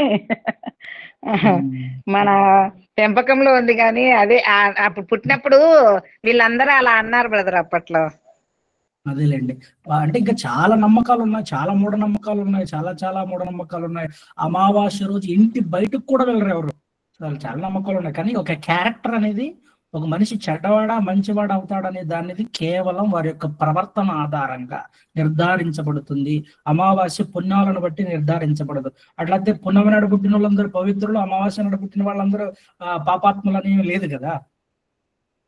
అదే మామూలుగా జ్ఞానం అంటారు కదా బ్రదర్, జ్ఞానం రోజు అదేదో అంటారు కదా బ్రదర్, అది అప్పుడు పుట్టినప్పుడు వాళ్ళకు కూడా ఏదో ఒక మూతి వంకరో ముక్కు వంకరో ఏదో ఒక ఇది అయిపోతుంది అని అంటారు బ్రదర్. మరి సాధారణంగా గ్రహణం, సూర్యగ్రహణం రోజు చంద్రగ్రహణం, గ్రహణం చంద్రగ్రహణం. ఈ సూర్యగ్రహణం రోజు నేరుగా సూర్యుని కిరణాలు, ప్రధానంగా కొన్ని సూర్యుని కిరణాలు, భయంకరమైన కొన్ని సూర్యుని కిరణాలు భూమిపై ఆ టైంలో ప్రసరింపజేయడం, అంటే సూర్యుని కిరణాలు నేరుగా భూమి మీద పడడం వల్ల కొన్ని చర్మ వ్యాధులు వచ్చే అవకాశం ఉన్నాయి. కానీ కొన్ని చర్మ వ్యాధులు వస్తాయి, ఎందుకంటే సూర్యగ్రహణం రోజు ఎక్కువగా సూర్యుని కిరణాలు నేరుగా భూమి మీద పడతాయి, చాలా కిరణాలు ఉత్పన్నం అవుతాయి కూడా. అందువల్ల సూర్యగ్రహణం రోజు కొంచెం అనారోగ్య చర్మ సంబంధమైన వ్యాధులు వచ్చే ప్రమాదం ఉంటుంది. కానీ కాలు వంకర, గుడ్డి వంకర కానీ దేవుడు, కుంటివాడినే కానీ గుడ్డివాడినే కానీ దేవుడే చేసేది. సో కుంటి గుడ్డి మూగవాడినే కానీ చెవిటివాడినే కానీ యెహోవా నేనే కదా చేసేది అంటాడు దేవుడు. సో గ్రహణాల వల్ల కేవలం చర్మ రోగాలు అలాంటివి వచ్చే అవకాశాలు ఉన్నాయి. కొంతమంది పచ్చగడ్డి వేశారు తెలుసా, ఏమో అక్కడ పాము మింగిందట, పాము మింగుతుందట, అందుకే విషం నీళ్ళల్లోకి, అన్నంలోకి, బియ్యంలోకి పడుతుంటదని ఈ పచ్చగడ్డి వేస్తుంటారు చాలా గ్రామాల్లో. పచ్చగడ్డి వేస్తే పాము చంద్రుడు మింగుతున్నప్పుడు లేదా భూమిని మింగుతున్నప్పుడు ఆ విషయం మనుషుల ఆహార పదార్థాలలో పడుకోకుండా ఉంటది. మరి సముద్రంలో ఉన్న నీరు మీద పడదా, నదుల మీద ఉన్న నీరు మీద పడదా, ఆహార ధాన్యం మీద పడదా, నోరు తెరుచుకుని పండుకున్నప్పుడు నోట్లోకి పడదా, ముక్కు ద్వారా శ్వాస పీల్చుకున్నప్పుడు ముక్కు ద్వారా వెళ్ళదా? సో ఇలాంటివి ఉన్నాయి. కేవలం చర్మ సంబంధమైన రోగాలు వచ్చే అవకాశం ఉంటుంది. ఆ సూర్యుని కిరణాలు నేరుగా భూమి మీదకి, కొన్ని అతి నీల లోహిత కిరణాలు, కొన్ని భయంకరమైన కిరణాలు సూర్యగ్రహణంలో విడుదలవుతాయట. ఆ విడుదలవుతున్నటువంటి కారణాన్ని బట్టి కొన్ని చర్మ రోగాలు వచ్చే అవకాశం ఉండొచ్చు అన్నది శాస్త్రీయ దృక్పథంలో తేలిన విషయాలు కొన్ని. అన్న నాలుగోదిగా అన్న కాలముల గురించి చెప్పండి. రాహుకాలం అని లేకుంటే ముహూర్తాలని చూస్తారు సామాన్యంగా అన్యులు. మరి కొంతమంది క్రైస్తవులు కూడా చూసేవారు ఉన్నారు. మరి ఇది కాలము దేవుడు మన వాక్యం చూసినప్పుడు అన్ని దినం మంచిదని యెహోవా చూచానన్న మాట ఉంది. కానీ అవును, వాస్తవానికి మంచి కాలాలు చెడ్డ కాలాలు లేవండి, అన్ని మంచివే. దినాలన్నీ మంచివే. మనము ఒక క్రైస్తవులుగా మనం ఆ దృక్పథంతో చూడకూడదు. అంటే మంచి చెడ అంటే రాహుకాలంలో చెడు జరుగుతుందని లేదా వేరే కాలంలో మంచి జరుగుతుందని లేదు. మన క్రియలను బట్టి మనకి మంచి చెడ జరుగుతుంది. మన క్రియలను బట్టి మనకి మంచి, మన క్రియలను బట్టి మనకి చెడు. అయితే గలతీ పత్రికలో ఈ విషయం రాస్తాడు 4వ అధ్యాయం 10వ వచనంలో, క్రైస్తవులుగా మనము ఇలా ఉండకూడదు, అవసరం లేదు. మీరు దినములను, మాసములను, ఉత్సవ కాలములను, సంవత్సరములను ఆచరించుచున్నారు, మీ విషయమే నేను పడిన కష్టం వ్యర్థమైపోతుంది అని ఆయన భయపడుతున్నాడు. సో మనం కాలాలు చూడాల్సిన అవసరం లేదు. ఈ దినం మంచి దినము, రేపు చెడ్డ దినం అని చూడాల్సిన అవసరం లేదు. మనకి మంచి జరగాలన్నా మన క్రియలే, మనకు చెడు జరగాలన్నా మనకు క్రియలే. మీరు ఏం విత్తుతారో ఆ పంట మీరు కోస్తారు. మీరు విత్తిందే మీకు తిరిగి వస్తుంది. అలాగే అన్యులు ముహూర్తాలు చూడటం అనేది, ముహూర్తాల్లో కూడా గడియలను బట్టి మంచి లేదు కదన్న. బంధం ప్రధానంగా మలాకి 2 కింద 14-15 వచనాలలో ప్రమాణాలే అత్యంత ప్రాముఖ్యం క్రైస్తవ జీవితంలో. గడియలు కాదు, ప్రమాణాలు. చేసిన నిబంధనకు కట్టుబడి ఉన్నప్పుడే అది ఘనమైనదిగా, అది మంచిదిగా, అది బలమైనదిగా, అది దేవుడికి అనుకూలమైన వివాహం. ప్రమాణాలు, మనం చేసిన ప్రమాణాలు. పాపను నేను ప్రెగ్నెంట్ గా ఉన్నప్పుడు, రెండో పాపను, పెద్ద బాబు తర్వాత పాపను ప్రెగ్నెంట్ గా ఉన్నప్పుడు ఇదే గ్రహణం అనేది కొన్ని ఏండ్ల తర్వాత వస్తుందంట కదా బ్రదర్. అప్పుడు బయటికే రాకూడదు అని చెప్పేసి మా అత్తగారు చెప్పినప్పుడు నేను ఇవన్నీ నమ్మను. ఈ దేవుడు గర్భంలో శిశువును అన్ని అవయవాలతో పుట్టించే దేవుడు, కానీ ఈ గ్రహణాలు ఇవన్నీ వీటికన్నిటికీ నేను భయపడనని చెప్పినప్పుడు, అట్లా అన్నప్పుడు మా అత్తగారు కోపగించుకున్నారనమాట నా మీద. అయితే మా ఆడపడుచు అదే టైంలో, ఇది ఒక సాక్ష్యం కోసం చెప్తున్నాను బ్రదర్, అదే టైంలో సేమ్ టైం మా ఆడపడుచు కూడా ప్రెగ్నెన్సీగా ఉన్నదనమాట. ఆ అమ్మాయిని మాత్రం లోపలే పెట్టింది మా అత్తగారు. నేనైతే ఈ విషయంలో అత్తమ్మ నేను దేవునికే ప్రిఫరెన్స్ ఇస్తా, అది ఇవన్నీ మూఢనమ్మకాలు అని చెప్పేసి నేను పనులు చేసుకుంటా ఉన్నాను. ఆ అమ్మాయిని మాత్రం లోపలే పెట్టినారు బ్రదర్. నేనేం పనులు చేసుకుంటా ఆ అమ్మాయికి చేసి పెట్టాను. కానీ ఆ మాత్రము తల కాళ్ళు అయితే గిచ్చిన సూదులతో చెక్కినా కూడా ఆ అబ్బాయికి స్పర్శ లేకుండా ఉన్నిందనమాట. కానీ నాకు మాత్రం మంచి అమ్మాయిని దేవుడిచ్చాడు బ్రదర్. ఇది దేవునికి ఈ సందర్భంగా కృతజ్ఞత తెలియజేయాలని తెలియజేస్తున్నాను బ్రదర్ మీకు. మంచి తల్లి. అంటే గ్రహణాల వల్ల, సూర్యగ్రహణం, చంద్రగ్రహణాల వల్ల శరీరంలో అంటే పిల్లల యొక్క గర్భవతులుగా ఉన్నప్పుడు గర్భంలో ఉన్న శిశువులకి కాళ్ళు వంకర, మూతి వంకర అనేవి జరగవు. అవయవ లోపం అనేది దేవుని యొక్క ఏర్పాటే, దేవుని యొక్క సృష్టే. గ్రహాల అదే సూర్యగ్రహణం, చంద్రగ్రహణాల వల్ల కాదు. ఒకవేళ ఏదైనా సైంటిఫికల్ గా ఏమైనా రోగాలు అంటే చర్మ రోగాలు అలాంటివి కేవలం సూర్యగ్రహణం వల్ల సంభవించే అవకాశం ఉంది. అంతేగాని అవయవలోపం అంటూ జరగదు. అప్పుడు ఒక మాట అన్నారు బ్రదర్ గారు, మా అత్తమ్మ ఈ కడుపులో ఉండే బిడ్డకు డెలివరీ అయిన తర్వాత ఏమన్నా అయిందంటే అప్పుడు ఉంటుంది నీకు అన్నారు బ్రదర్. నన్ను భయపడించారు. అయినా కూడా నేను ఒకటే ప్రార్థన చేసుకున్నా, ప్రభువా నువ్వు నాకు గర్భాన్ని ఇచ్చావు, మంచి వీళ్ళకు నువ్వు నీ గొప్పతనం ఏమిటో నేను తెలియజేయాలని అప్పుడే వెంటనే నేను ప్రార్థన చేసుకొని వారికి ఏం మాత్రం ఆ విషయంలో మాత్రం మాట వినలేదు. ఇప్పుడు ఆ అమ్మాయి మంచి సేవలు అయింది. మంచిది తల్లి, మంచిదమ్మా.